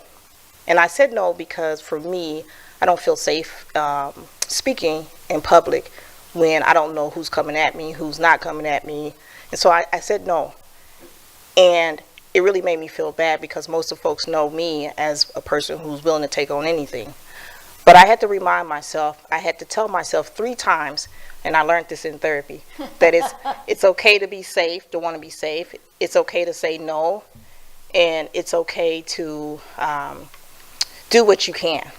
And so I know when you're, you know, doing things, or people are asking you to do things, and you're not always doing what you think you should or want to do, just remind yourself that it's okay to say no and take care of yourself. So I just encourage everyone here to make sure that you're taking care of yourself, especially our staff and first responders, because I know this is really heavy for our chief and EMTs, and, you know, like, and furthermore for residents. Like I tell Mike all the time, this doesn't just impact immigrants or black folks, white folks. It impacts everybody. It's impacting everybody. I don't care if you what side of the aisle you're on. It's impacting everybody. So just take care of yourselves. So that's all. Thanks. Thank you. Thank you, Councilmember Coakley. Good reminder. I'll just Go ahead. quickly just Councilmember say that, Foster Bolton. you know, to say anything more would be repetitive and posturing. So I do agree with Alma. Thank you for saying it. And Councilmember Calvert, thank you. All right. Well, thank you so much, everybody. I'll keep it brief, because I think Mr. Funk provided a nice summary, and my counsel, I agree with everything that was said. Just briefly, the coalition, I can't emphasize enough how incredible it's been to get together with a group of communities, and many of them are like-minded, but not all of, we don't agree on everything. But if you can imagine 12 cities coming together, 12 mayors, that text chain is wild some nights. I go to bed, you know, and it's still just buzzing. To get together within really 3 weeks to have something meaningful come out of it, and we believe the coalition will grow, and we really feel that there are influences in joining arms with our neighbors and trying to amplify our voices and to lobby, and we're really working to get the attention of the lawmakers who have real power in implementing change and alleviating some of the things that are happening to our neighbors and our community members. If anybody wants to know more about this, you know, we're working really hard. We're meeting on a regular basis. I've been mayor for 4 weeks, and I have 2 full-time jobs now, I will tell you that. Those are the longest 4 years of your life, yeah. Yeah, exactly. Is it time to run a campaign again? If anybody wants to talk about that, I mean, again, my number is on the website. I'm happy to chat with anybody about the work that's being done, but we're going to amplify our voices. I think you're going to be seeing a lot from us. The second thing I wanted to talk a little bit about, you know, I've emailed a lot of people over the weekend about an eviction moratorium. I think an eviction moratorium does very little for our vulnerable community, because in the end of that, they still have rent due. And that means the eviction moratorium ends and they are evicted because they have rent due. And so I think where we can provide meaningful impact, and Minnetonka is committed to doing this, is in rent rental assistance programs. And Minnetonka has a robust program that we have made sure our entire community is aware of, in our nonprofit partners, our faith partners, our schools, and most importantly, our landlords, so that these folks can get through this terrible time and get to the other side and be able to see light and not see darkness of rent that has been accumulating throughout a moratorium. So I would shift, my humble opinion is to shift the focus on encouraging the state and our neighboring communities. I think a lot of them have rent assistance programs, but we've had ours since 2020. It's funded. It'll remain funded. And or my faith is, I shouldn't speak for my council colleagues, but my faith is that it will remain funded. And I think that's really how we can prop up our vulnerable neighbors. I had an opportunity to meet with Dan Nahr from ICA last week, and he made a comment, and it was kind of just on the fly, that they are sending out food in a week that's equivalent to what they typically send out in a month. So remember that. Remember ICA or other food shelves and community partners when you're thinking about what to do with your resources of time and or financial. And then also I've been talking a lot with our faith communities, and my council colleagues and I, as we talk, there's some people don't want to talk to us because we're with the government, right? And so we're really trying to prop up the folks, the safe people, the faith communities. And I met with some folks today who are doing really, really good work. Some of this work is done in the background for that reason, because people who need the help do not want to get high profile help. And so, I would love to shout from the rooftop, this is everything that we're doing. And we're trying to be very careful and sensitive. I'd love to amplify some of this work. They don't want it amplified. They want it to happen, in back channels. And so that is my caveat. I think we sound defensive, and probably we sound defensive because we're fielding thousands of emails, and knowing that we're working tremendously hard, it feels a little, I'll be honest, it can feel a little demoralizing at times. But I want to reassure everybody, because you all, our community, I know this. I was out there, I've talked to thousands of you in the past year, and you're wonderful people. We have a wonderful community, and we're propping up our neighbors, and we're engaged. And I went to, family fun day, the fire department. It was excellent. It was an incredibly sad day, but you could see parents trying to have something positive to bring their kids to when they've been cooped up in the house all week. And Winterfest and all of these things is our way of continuing to support our community and making sure that we know each other, we can look each other in the eyes, and we can have faith that we all, most of us, want what's best for our neighbors. So thank you for being here. We're moving on. We're going to give you your opportunity to speak. Thank you for indulging us in sharing in this way, since it's been several weeks since we've had an opportunity to kind of update you folks in real time. All right, so we're moving on to item 8, which is citizens wishing to discuss matters not on the agenda. I think it looks like we've got around 10-ish, 12 cards of folks that have signed up to speak. Again, we're not going to cheer anybody on. We're just going to kind of keep it low key here. The thing about this process is we typically hear from speakers, and it's a limited public forum. So this isn't an opportunity to initiate council discussion. We'll hear from you to the extent that there's something we want follow up on or that needs to be followed up on. We will do that. We will direct staff to help us do that and talk about it in another forum. As I said, we're going to limit everybody to no more than 3 minutes. And then depending, we may pivot just slightly from our ordinary course tonight. If council feels that they want to make some very brief comments afterwards, I will tell you that that is not ordinary course, and we won't get in the habit of doing that. So I'm going to do this. I'm going to read the first 3 names, and I ask the first person to come up and speak, the second person to get in line ready to speak, and so on and so forth. And we'll just keep that going that way. So first up, we'll have Cindy Reich. Behind her will be Sarah Almen, and behind Sarah will be Angie Heitzman. So Miss Reich. Pronounced Rich. Rich, apologize. No problem. Thank you very much for this opportunity, and thank you to Minnetonka for joining 12 with the 11 other suburban communities in coalition and calling for ICE de-escalation and for an end to constitutional violations in our state. I really appreciate the steps that you council members have taken individually and the city as a whole, and I understand how deeply concerned all of you are about what's going on.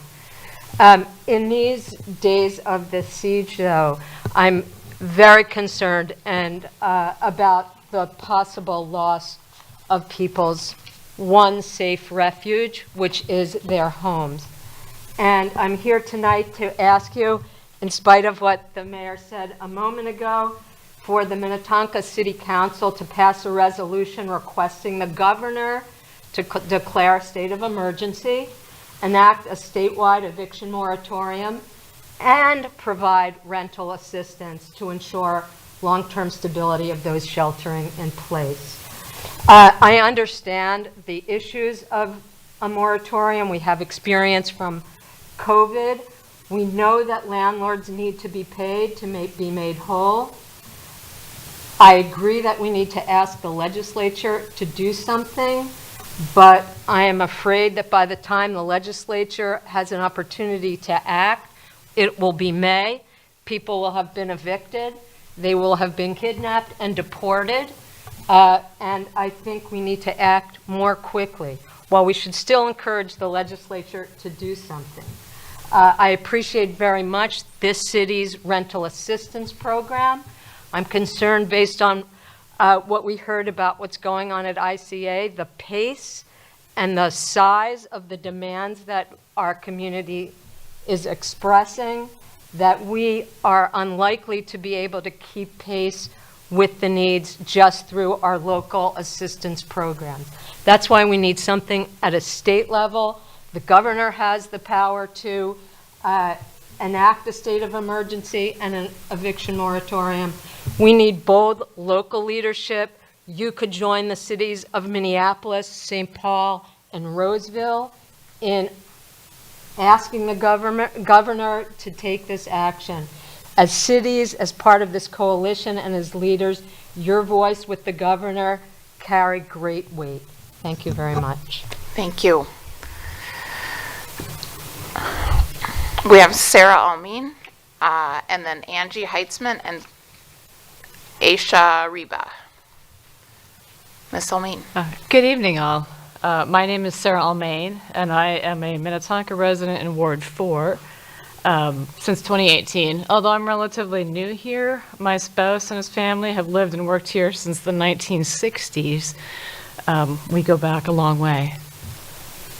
I'm speaking on behalf of both my immediate neighbors and the larger community.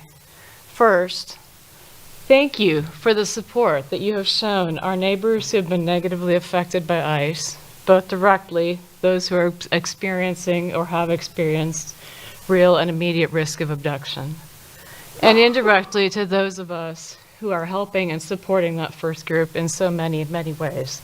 I sincerely appreciate your efforts. Second, thank you for choosing to participate in the Cities for Safe and Stable Communities Coalition. I recognize that that choice may come at a cost. Not all folks, either local or otherwise, will agree with that decision.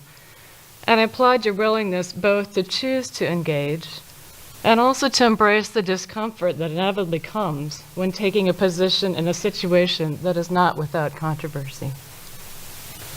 Finally, and this is my most urgent point, we, all the affected folks, need you to continue to be loud and then even louder in your support of and advocacy for efforts to protect us all from unconstitutional and inhumane activities by ICE.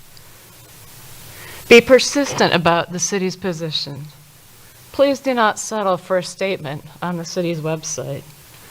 Please do not settle for quiet agreement in individual conversations with constituents. Please do not settle for general statements that could easily be misinterpreted by bad actors. Be loud. I recommend flyers on telephone poles too, just as an aside. Be specific about what our city stands for and about what you will do to protect both our immigrant neighbors and those of us supporting, defending, and caring for them. Share this information everywhere so no one has to look for it. And thank you again for your leadership this far, and I very much look forward to seeing what you will do next to support and defend our immigrant neighbors and all of us. Thank you. Angie Heitzman, and then Aisha Reba, and Mark Okern. Ms. Heitzman. Yes, I'm going to speak quickly. So thanks to all of you for the opportunity to speak. I'm Angie Heitzman, a resident of Ward 1. As a resident and advocate, I want to thank you all for the efforts to support our neighbors who are affected by recent ICE activities. Was very happy to learn today about Minnetonka and our mayor specifically being instrumental in developing and joining the Cities for Safe and Stable Communities. The points made in the statement of the coalition were strong and needed. Also wanted to thank Deb Calvert for our recent meeting. I appreciated all the time that we had. As most, I am concerned about ICE traumatizing our children, targeting people based on skin color and accents, targeting observers, protesters, and those supporting their communities, causing local businesses to flounder, draining city resources, and causing people to hide in their homes. Federal government is trashing constitutional rights, as you know, and I only anticipate it'll get worse. The community supports emergency efforts everyone's done so far, and we look for additional support measures.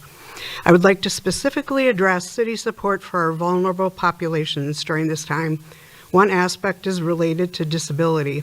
As a lifelong disability advocate, it is clear that ICE does not care or consider disability-related concerns. An example of this was evident in the case of a Minneapolis resident with autism and other disabilities when she was abducted by ICE in her car. There's videos on that I'm sure you've seen.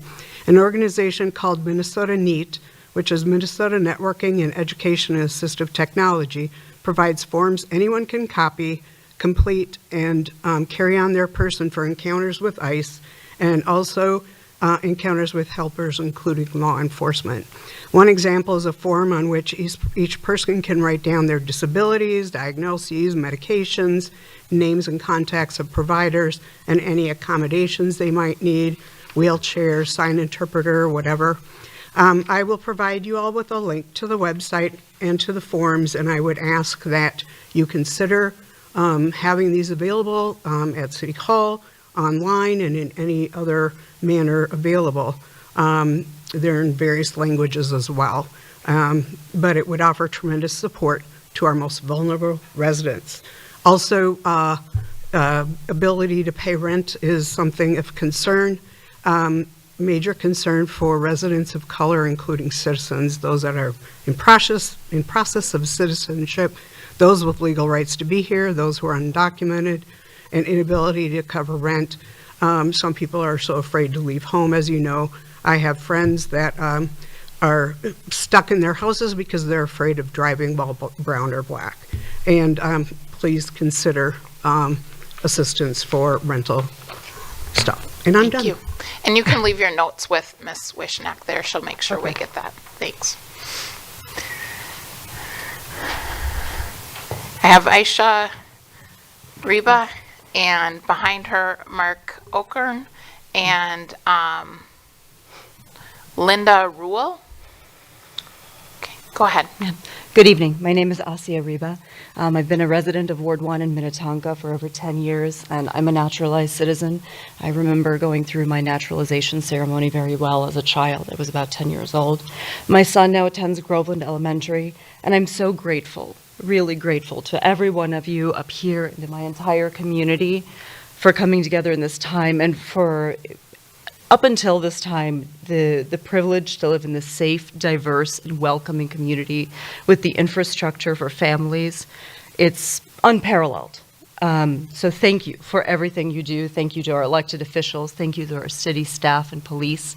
You've worked tirelessly, and I've so appreciated hearing about all your efforts over the last month in this moment of crisis. So thank you for the transparency there. It's been very meaningful to be here today.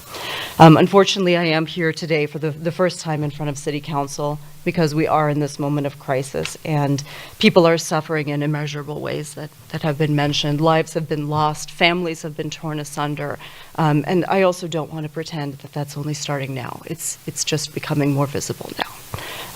I will share, I had not planned to share this, but I have carried my passport card with me for over 5 years.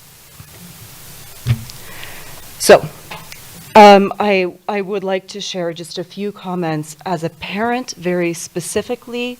I worry that there are still those who think that it's only certain members of our community who are impacted and the rest of us are making a choice to be empathetic or generous. That is true, and I am proud of all of us for doing that, for those of us who are doing it. But I would also like to share a few points about how our community at large is being impacted and will be impacted for a long time into the future.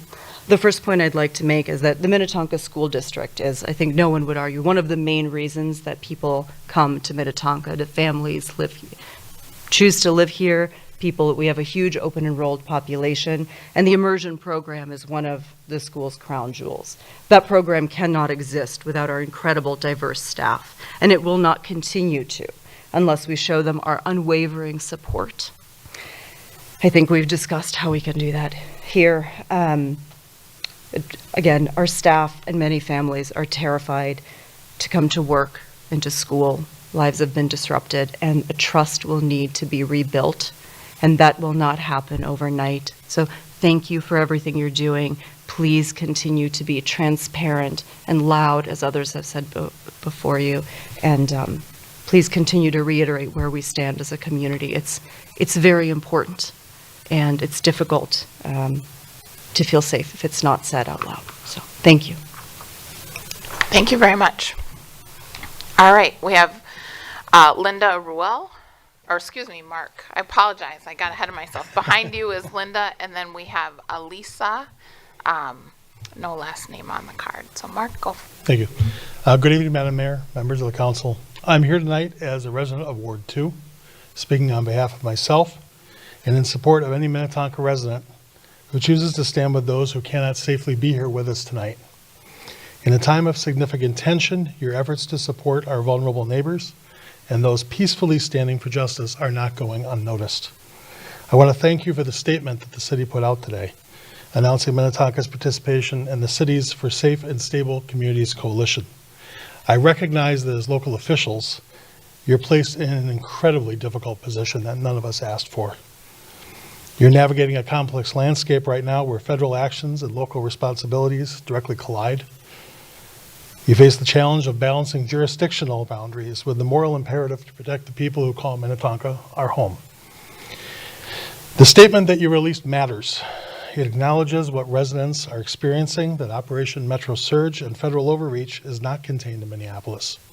It's felt in our neighborhoods across the entire region, that it continues to place a tangible strain on city resources, disrupt our local economy, harm families, and that it continues to erode the trust that we have in local institutions and agencies that we need to rely on. So tonight my message is simple. Thank you. Thank you for stepping into a unified local voice. And please keep going. As you engage our state and our federal leaders, I'm asking you to please keep centered that which is most important, the protection of vulnerable Minnesotans who should be able to live and move in our community with dignity and without fear. I want to acknowledge the vital work being done by Untold Peaceful Observers, community-based and focused businesses, and groups like Isaiah and the faith leaders who are supporting these same goals. Their efforts alongside yours and alongside all of ours, that's what's going to keep our community safe and stable. I hope you'll continue to share with the residents what this support is going to look like in practice. The guidance provided to the city staff, your expectations for local partners, and most importantly, how we, the public, can best support the city's actions alongside our own. Thank you for your leadership and thank you for your service to Minnetonka. Thank you very much. All right. Linda Ruel, Lisa, and then Samantha Gervais. Thank you very much. I was at the meeting, Paula, when you were last week at St. Luke's and heard you say we should come and tell you our thoughts. And mine is from a little bit different vein. But first, thank you so much for everything you have done to support our neighbors who are affected by ICE activities. And thank you so, so much for all you've done to protect our kids and to keep ICE out of our schools, or as best you can.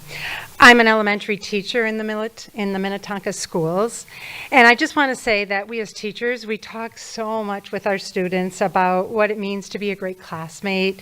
In my class, my students, we identify traits like kindness, integrity, courage when you're confronted with bullying, how to be an upstander. We talk about how everyone is special, and we brainstorm ways to be kind, and we practice how to do that. We emphasize how to help the new kid and the student that comes here not knowing how to speak English. Yet, as you know, this is just the opposite of what is happening in our federal government. So I had the privilege of hearing Tish Jones recite her poem at a Martin Luther King event that I went to, and it's titled, "The Children Are Watching." And I can say that, yes, they are here in Minnetonka in my classroom. They are watching us, the adults. Last week in my classroom, we were talking, the vocabulary word was displaced, and we talked about how Native Americans were displaced by our government. And I had one of my students raise his hand, and he said, "This is what it's like right now in Minnesota. People are in the streets, they have masks, they have guns, and they're displacing people with black and brown skin in our community." And I teach 7 and 8-year-olds, so this was a pretty profound connection to what we were learning in our classroom. So yes, they're watching us. They're watching us, the adults.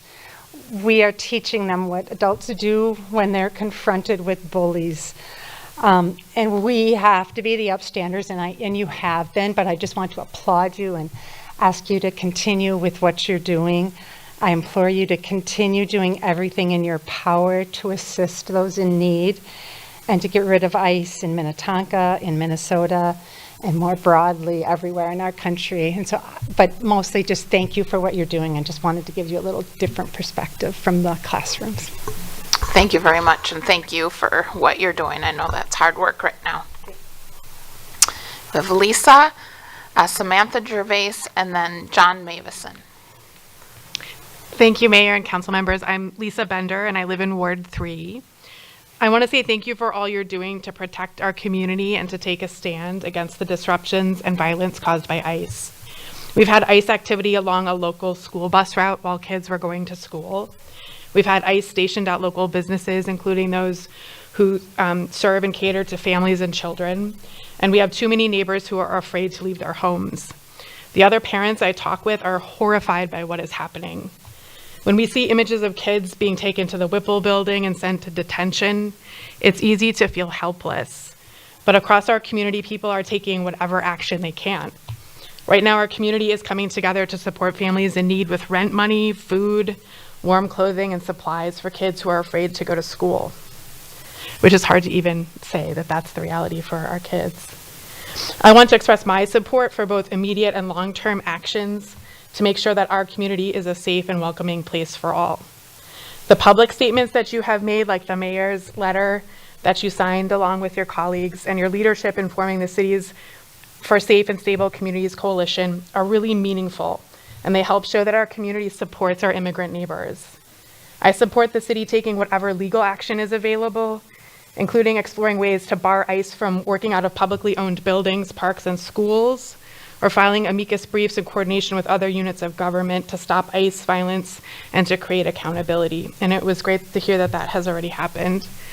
I also support your long-term work through the city's departments and advisory boards, including the awesome leadership from the DEI Commission and the city's efforts to support affordable housing. I support any measures you can take to support renters facing eviction, including creative solutions that could be maybe done in partnership with our community organizations that are working so hard right now. There are so many of us, it's actually hard to keep track of all the different groups of hundreds of people organizing that I'm only connected with through the other moms at school. And so I just want you to know that there is so much support in our community for what you're doing, and just want to cheer you on and know that you have so much support from all of us. Thank you. Thank you very much. All right, we have Samantha Gervais, followed by John Mavison. Good evening. My name is Sammy Gervais. I'm a Minnetonka parent, resident here. I have 2 elementary-age children, and I'm the past PTO president in one of our local Spanish immersion elementary schools. I've had the honor of teaching dozens of English language learners, working with some of our newest arrivals to this country. I know that diversity brings richness and strength to our country and our community. Yet when I stood on a street corner with fellow Minnetonka parents, bearing signs to that effect, a man hurled a racial slur at us, showing the racism and bigotry that underpins this federal action.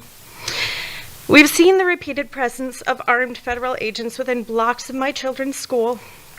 Teachers, parents, and children will not soon forget the impact of Operation Metro Surge, and I know that there will be lingering trauma long after ICE is gone. Families in our school are lifting our community up in ways great and small, including collecting 3,000 pounds of food, household goods, and hygiene items for the ICA food shelf in the past 2 weeks. Parents are working with impacted community members to provide essential needs and financial stability to the best of our abilities, but we know it is not enough, and it is not sustainable if the presence of federal agents stretches on. Our city and school district benefit tremendously from our immigrant communities, particularly our exceptional immersion teachers. The immersion programs draw students and families to our district, and open enrollment in Chinese and Spanish immersion have helped the Minnetonka School District adapt to shrinking school budgets. Our teachers often have master's degrees and doctorates in education and are all legal to work here with thorough background checks. They show up for our children every day despite reporting significant anxiety and stress, and often putting themselves at personal risk. We owe these community members support and safety. I would like to thank the City of Minnetonka for signing on to the Safe and Stable Cities Coalition. I would also like to encourage our city leadership to continue to speak out against the aggressive and excessive presence of federal agents, and enact policies including restricting the use of city properties for staging and enforcement activities, offering financial support programs for those directly impacted, and providing transparency around ICE activity in Minnetonka to keep our schools, residents, and community members safe. I appreciate the current advocacy and ask that the present leadership continue to use their voices to effect positive change. The phrase I've recently heard is that this is not a sprint or a marathon, this is a relay race. Thank you to the community members and city leadership who are taking up the baton. Thank you very much. Mark Mavison, or John Mavison, I apologize. We're going to shift gears a little bit on this one, I think. Thank you, Mayor and council members. I really appreciate all the words that you're saying tonight with regard to standing up for the rights of others. And I appreciate everyone in the audience who's standing up not just for their rights, but for their human decency. I have a lengthy letter that I obviously don't have time to read. And what I am requesting is that I be allowed to submit this to the council for your review. It does ask for some action on the part of the council as well as a response, and I have included my email address for that. So may I submit this to the council for your review? Yes, absolutely. If you leave it with Ms. Wishneck there, and I've been briefed on your concern, and we'll get somebody in touch with you on just how to follow up. Okay. And again, I do appreciate all of you and everything that you're doing with regards to our neighbors. Thank you very much. All right, so that is all that I have for cards. I will take a moment to thank everybody for the grace and the compassion that you've shown. I mean, you've reflect exactly what I said in our wonderful community, so I thank you all very much. I'm going to give the council an opportunity just to provide some brief comments or discussion points. I'd ask you each to kind of try to keep your comments to about a minute, and we can at least have an idea of where, if there's anything that the council wants to do action-wise, but not that we have to, but I just understanding kind of the dynamic that we're in and trying to operate flex nimbly. Unfortunately, we're back there, but I'll turn it over to anybody who wants to share anything more. Councilmember Coakley.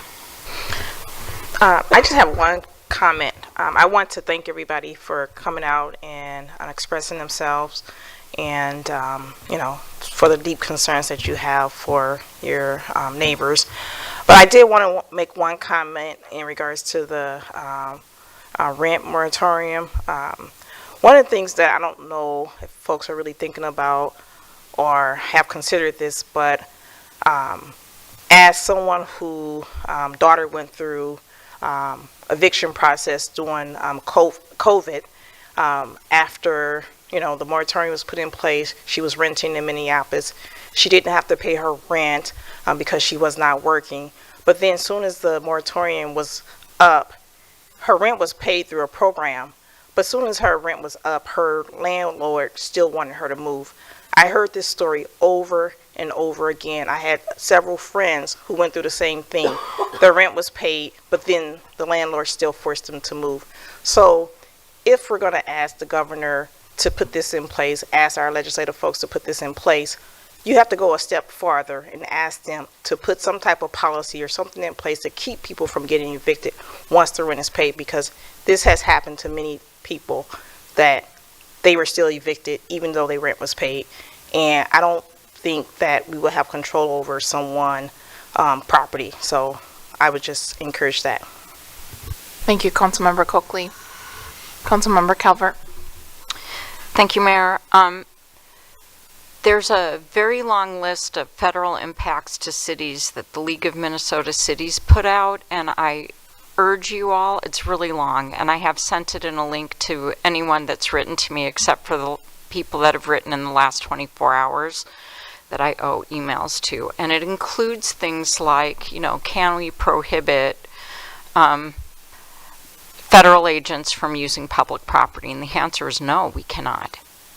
So there are spaces within public property, private offices and whatnot. So it clearly lays out the legalities. We can put all the ordinances we want out there, and some of the reason they're not enforceable is because there are, there's a supremacy clause, and they're superseding laws at other levels of government that don't allow it. It then becomes performative and occasionally puts us in an adversarial position when we're in fact doing so many of the things that we're doing. So, I'm trying to urge everyone to go to the correct level of government, and that is one of the things that document is so great at kind of laying out. So when it comes to wearing masks or wearing a body camera, et cetera, that is federal policy, and I have contacted my federal legislators about those matters. So I just urge you, if it's, I personally, I'm just going to go ahead and put it out there since a public meeting. I am absolutely committed to making sure that our rental assistance is funded. But, the moratorium isn't something that can come from us. I'm sure many of us talk to our legislators, state, and I actually have connections at the federal level, and I have been talking to Kelly Morrison about the federal issues. I've been talking to our state legislators about the state issues, and I urge you to do the same. And for the things that really are municipal issues, we're your people, and please don't hesitate to call, don't hesitate to write. I will get together with you. And I just want to say something about the children. I think the tide started turning in public opinion when they started seeing the children. And when Liam, in his little bunny hat and his little Spider-Man backpack, it offended decent people everywhere. And if you have not read Judge Byrie's court order releasing Liam, I urge you to find it and read it in its entirety, because it is one that is going to go in the history books. It is inspirational. It is blunt, and it is truth. And we just need more. We need more people in the courts to speak that truth. So we are all showing up. I am not talking about all the things that I'm doing for a variety of reasons, and I think Councilmember Wilburn said the same thing, but trust me, we're helping a lot of people and we're doing a lot of work. And if you want to know about it, I don't really want to talk about it up here on the dais, but thank you all. We are showing up again. I am so proud of you. I am so proud of our community. I'm so proud of our state. We are a bright light, a beacon in the darkness. So thank you. Anybody else?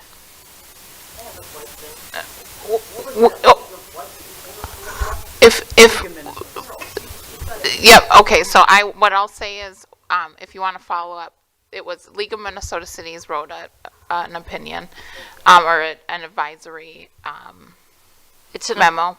Yeah, it's a very long memo that literally lays out anything from like use of drones by local law enforcement to have eyes on ICE to, I mean, you name it, anything that's happening with ICE, the economic impacts, the human impacts, the legalities of everything.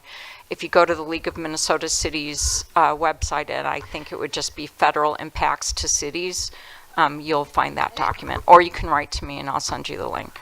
Okay, we'll go to Councilmember Rameli and then we'll wrap this item up. Thank you, Mayor.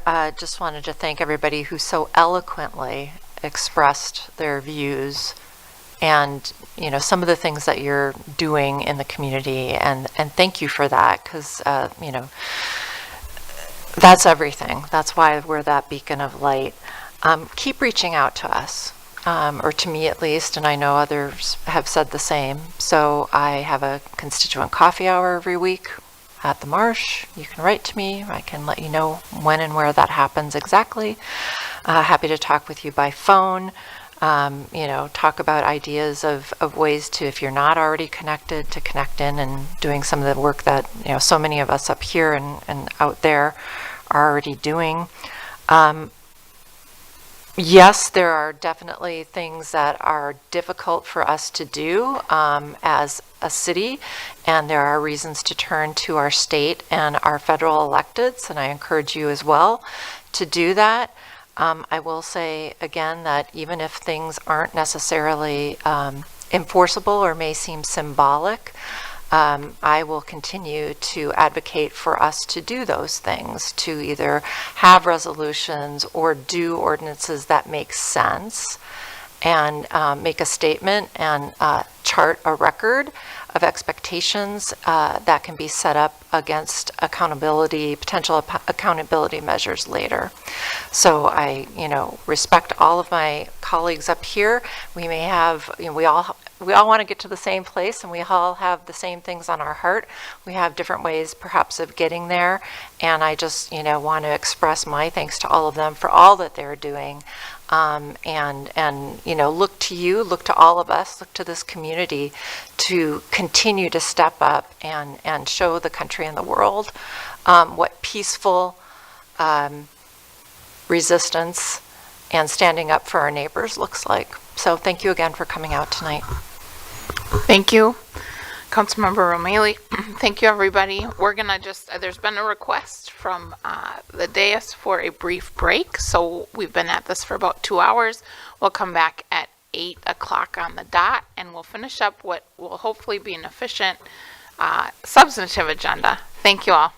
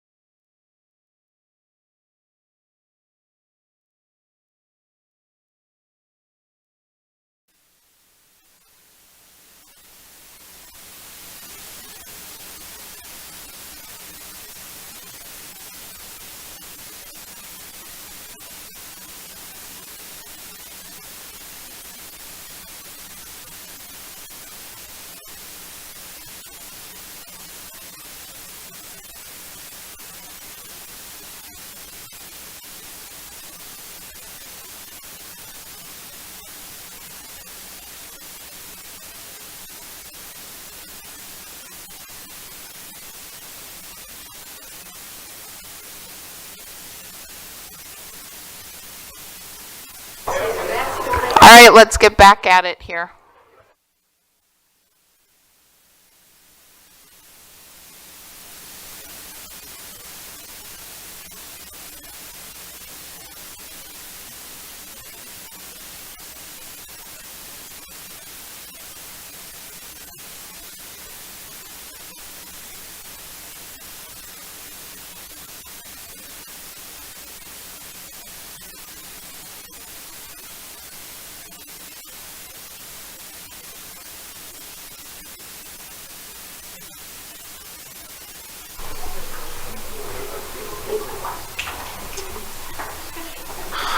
All right, our captain is missing. We'll get going. Mr. Funk will show up, I'm sure. All right, so moving on to, where are we? Okay, I gotta scan way back up. Okay, 9, bids and purchases, we have none.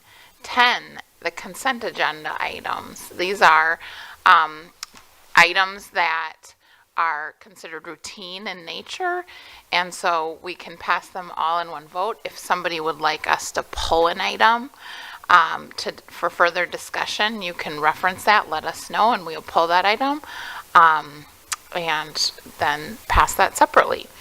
So, consent agenda item A, resolution approving the Hennepin County Residential Recycling Grant Agreement. 10B, resolution for the Cedar Lake Road and Trunk Highway 169 signal agreement with the City of St. Louis Park and the Minnesota Department of Transportation. 10C, agreement with Minnetonka School District for school resource officer services. 10D, resolution correcting title issues on Marsh Run 3 project. And 10E, a resolution for the 2026 Sherwood Lift Station Force Main Replacement Project. And 10F, which I don't have here, which is the amicus status of State of Minnesota versus Nome, with the United States District Court file reference on that item. Would anybody like to pull an item? Otherwise, I would take a motion to approve the consent agenda. Councilmember Calvert. Thank you, Mayor. I move approval of consent agenda items 10A, B, C, D, E, and with great enthusiasm 10F. Thank you. Thank you. And the second, Councilmember Wilburn. Thank you, Mayor. I second. Okay, I have a motion by Councilmember Calvert, a second by Councilmember Wilburn. Ms. Larson, please call roll. Romaili? Yes. Coakley? Yes. Foster Bolton? Yes. Wilburn? Yes. Calvert? Yes. Shack? Yes, motion carries. On to 11, which is consent agenda items requiring 5 votes, and we only have one of those. It's 11A, Firehouse Subs Foundation Grant. Would take a motion or a comment. Councilmember Foster Bolton.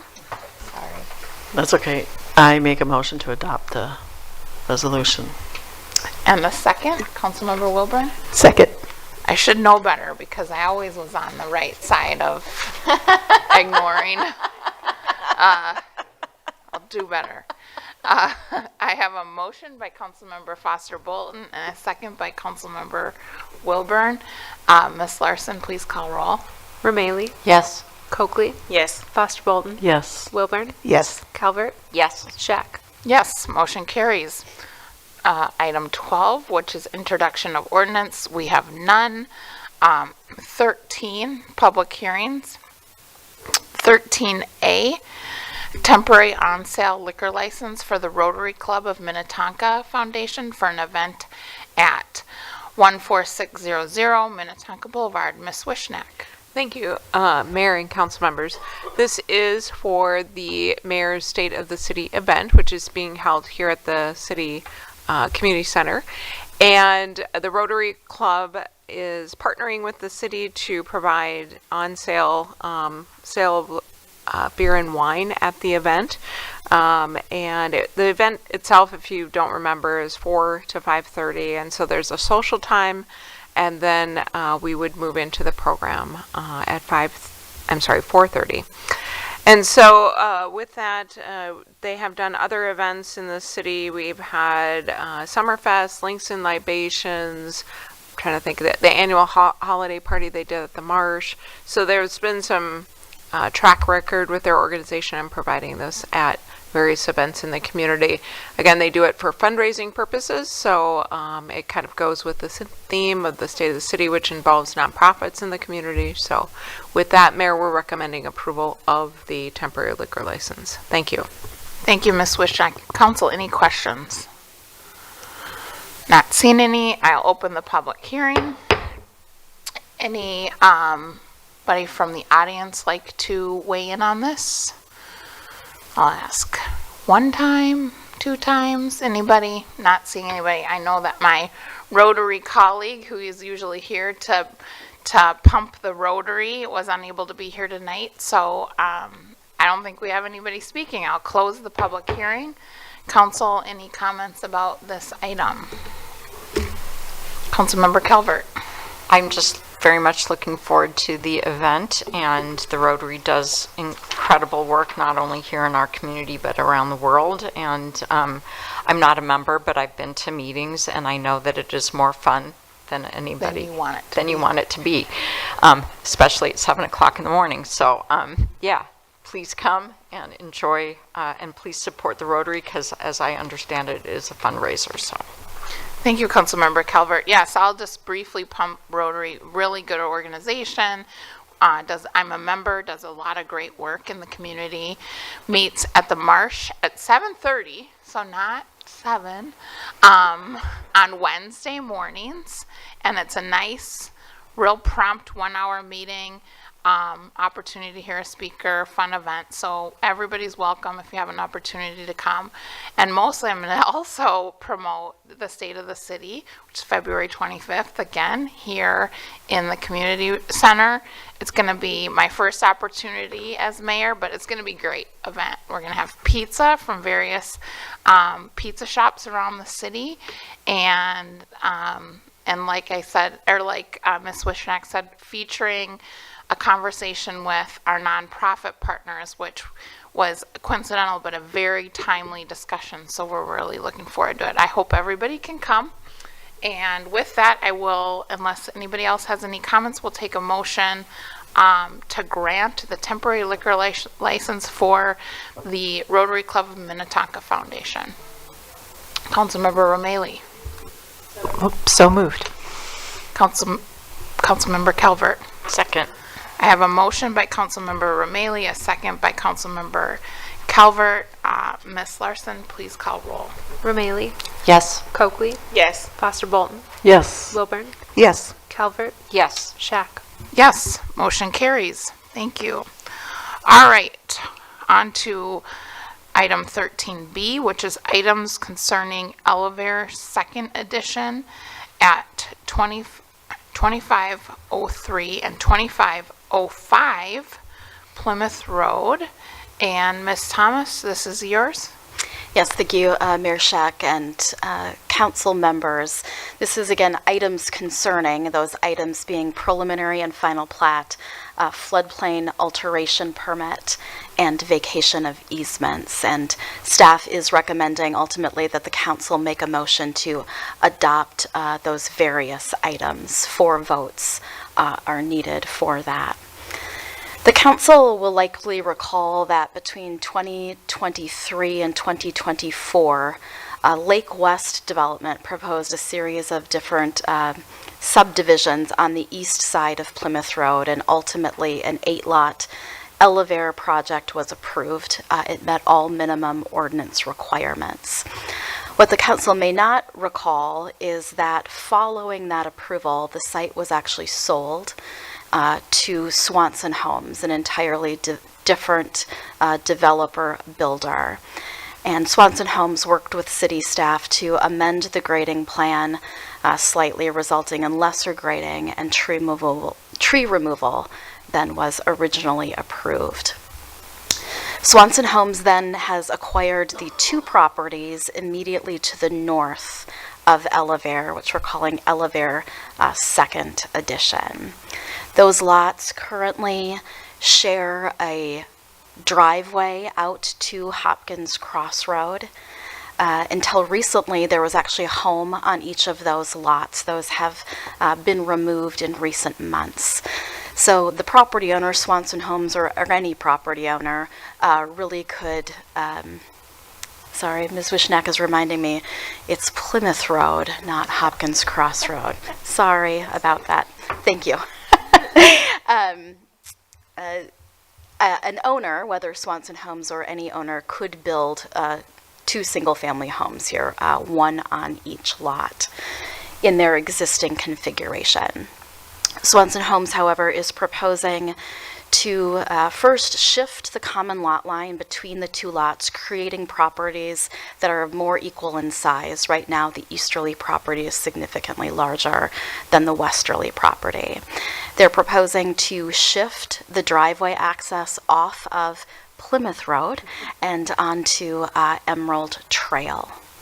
They're proposing to change the configuration of 100-year floodplain areas both on this site and then the site to the south, which again they are now the owner and developer of. They're also requesting vacation of several easements. The diagram on the top of the page is the existing easements on the properties, and the diagram on the bottom of the page is what would be dedicated. Staff could actually administratively approve the lot line adjustment as well as the relocation of the driveway. This project is before the council due to the floodplain alteration and the vacation of easements. We do support the proposal and the requests for a few reasons. Perhaps first and foremost is that there are no new lots created here. We are starting with 2 lots with 2 homes, and we're ending with 2 lots with 2 homes.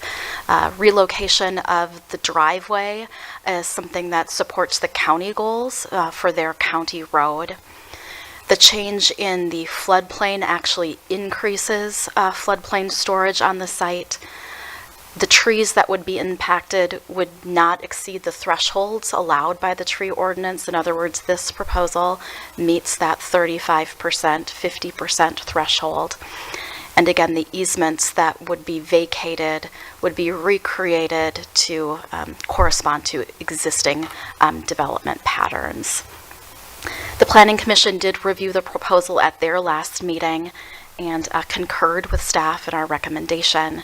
So this evening, both staff and the Planning Commission recommend you adopt the resolutions approving preliminary and final plats, the floodplain alteration permit, and the easement vacation. And with that, I would turn it back to the mayor. Thank you, Ms. Thomas. Council, any questions?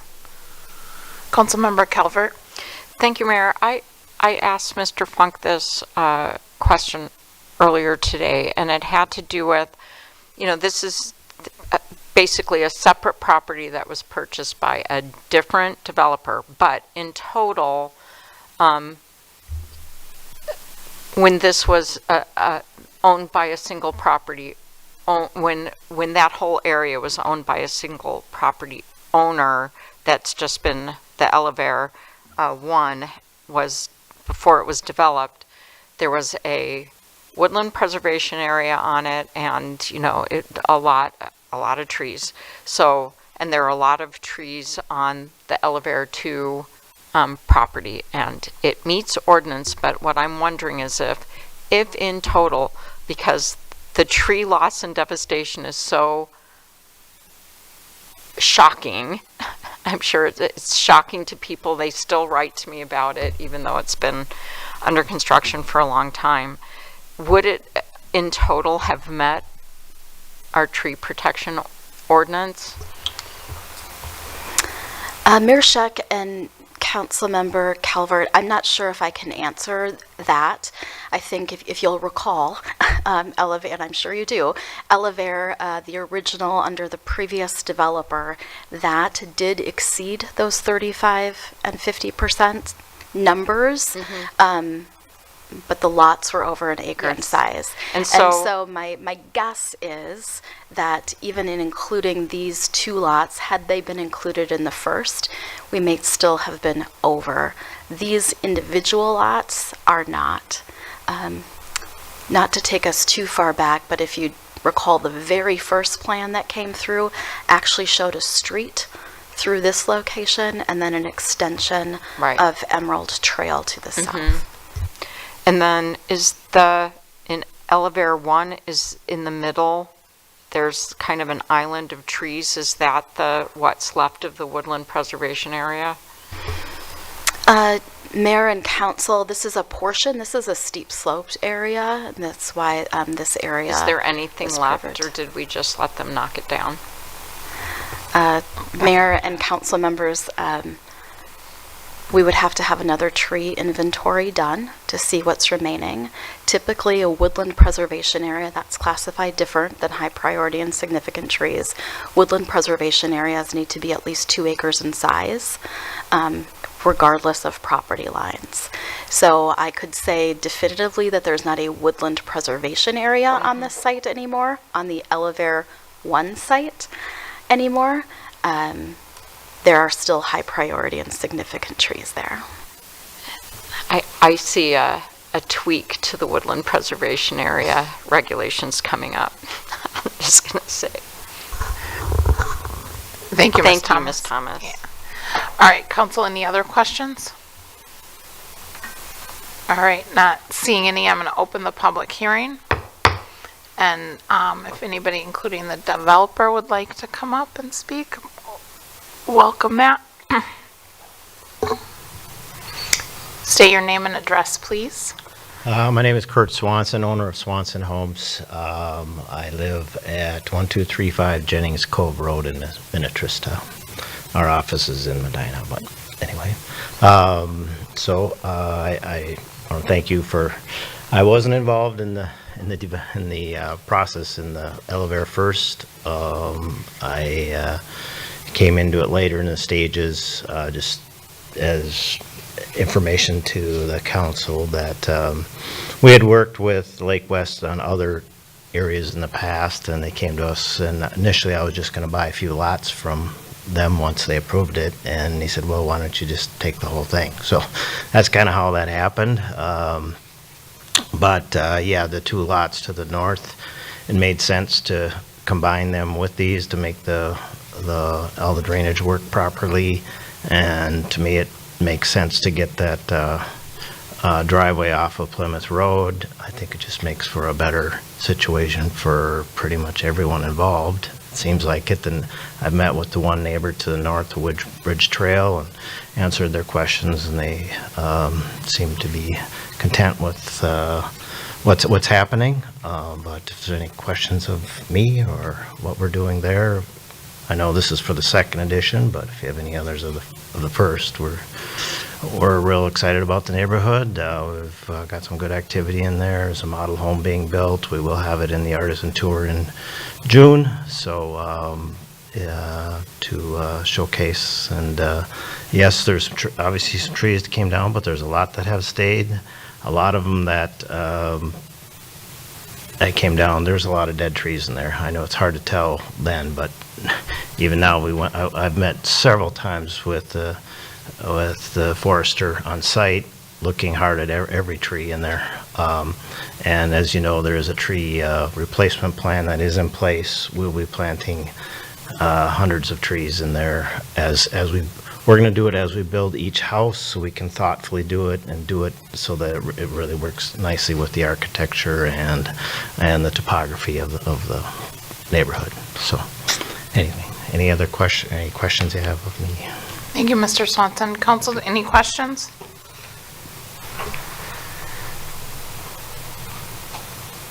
Not seeing any. This is a public hearing, so I would offer the opportunity for anybody to come up. We don't have any cards, but all right, not seeing anybody. I will close the public hearing. And any questions or insight from council that you'd like to share? Councilmember Calvert. I'm the tree lady, and anything you can do to preserve more trees would be most appreciated. And I do think that the lot lines, moving the lot lines so that they're more equal makes a lot of sense. I think it's a win for the county to get a driveway off of Plymouth Road and onto Emerald Trail, and I'm sure these homes will fit in with the other homes that are being constructed there. And this was a really special property. You weren't involved in it before, but it was a really special over 10-acre property, all wooded with a lot of wildlife in there, and it's been a huge adjustment for a lot of residents. And I also want to encourage you to try to keep the boulevard trees, because there's a development across the street, and the trees along the road were removed, and it is just not the look. This is a tree-lined community. People like the boulevard trees, and it helps provide the prevent the urban heat island by shading the pavement. And so I'm just urging you to keep that tree-lined street feel and all the buffering you can. And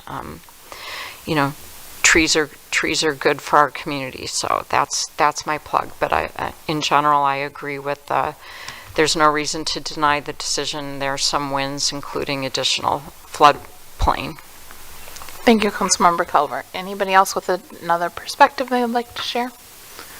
All right, I will just add one quick thing, as in the voice of a Ward 2 former council member, and it is noteworthy that the Emerald Trail neighborhood has not weighed in on this and are not here tonight. I spent a lot of time with them over the years regarding this property, and so to me that's a testament to how they feel this probably fits in with their neighborhood. So I do appreciate that.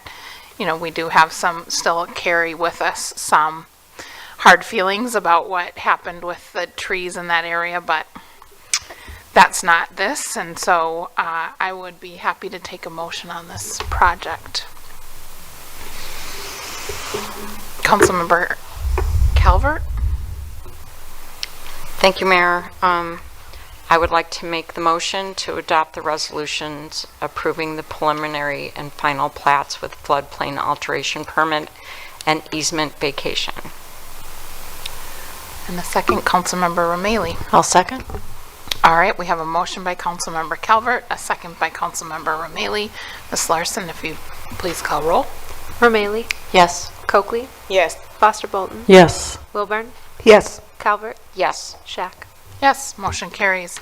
Thank you, and thank you, Mr. Swanson. And look forward to having, I'm sure, everybody, including some of the present company, are looking forward to all the construction and those projects on Plymouth Road being done. So this will kind of finish up that area. Thank you. Good luck. All right, item number 14, other business. We have none. That brings us to item 15, appointments and reappointments. 15A, Park Board and Planning Commission appointments. And Mr. Funk, you have this report. Excuse me. Yeah, thank you, Mayor and Council. I'll make this brief. Just backing up to our last study session, which is a week ago, the council, you interviewed applicants for openings on the Park Board and the Planning Commission. You had provided those comments as your role as council of interviewing the applicants. The mayor did review those and is recommending Ryan Cadet to the Park Board to serve a 2-year term effective February 3rd, 2026 and expiring on January 31st, 2028. And then for the Planning Commission, Mayor Shack is recommending Gretchen Schur to the Planning Commission to a 2-year term effective February 3rd, 2026 and expiring on January 31st, 2028. Again, these are kind of repetitive in their terms. And then Sandra Johnson to the Planning Commission to serve a 2-year term effective again February 3rd, 2026 and expiring on January 31st, 2028. That is per our charter. As the mayor does make these recommendations, and certainly Mayor Shack can weigh in with any of our recommendations, but those are being presented to you this evening, and there's a motion to approve the appointments to the Park Board and Planning Commission as noted. Thank you. Thank you, Mr. Funk. I'll just add a couple things, and then if there are any questions, please feel free, council. This time around, we had kind of a process that we used, and council gave recommendations on interviews and ultimately on the appointments. And I will say that you pretty much followed council, well, not pretty much, followed where it broke down on the council recommendations. So this was pretty much a consensus of how the feedback that was provided on these candidates. I'll also say we had some great we had all the candidates, I think even all the applications, highly qualified, very hard to pick who to interview and then ultimately who to appoint. We anticipate some vacancies throughout the year, just given what some of our commission members have shared with us about some of their commitments and living situations and whatnot. So we'll hang on to all of those applications, and if we have to do more interviews, we'll certainly do that, or go back to the well of folks that we've already interviewed as those vacancies. We anticipate those vacancies might come up throughout the year. So I will open it up to questions or comments. Anybody? Not seeing any. Since this was my appointment, I will make the motion to appoint Ryan Cadet to the Park Board and Gretchen Schur and Sandra Johnson to the Planning Commission. Councilmember Wilburn. Second. We have a motion by the mayor, a second by Councilmember Wilburn. Ms. Larson, please call roll. Romaili, Yes. Copley, Yes. Foster Bolton, Yes. Wilburn, Yes. Calvert, Yes. Shack. Yes, motion carries. And thanks again to all the folks who are interested, and please continue to apply. We had 2 seats. We had kind of limited spots open this year, 2 seats on the Planning Commission, 1 on the Park Board. I think we got more applications for that 1 Park Board seat than we did for the Planning Commission, so something to keep in mind. All right, then we move right along to item number 16, which is adjournment. Councilmember Wilburn. I move adjournment. And the second, Councilmember Calvert. Second. I have a motion by Councilmember Wilbur and a second by Councilmember Calvert. All in favor? Aye. Aye. Opposed? Motion carries. We are adjourned.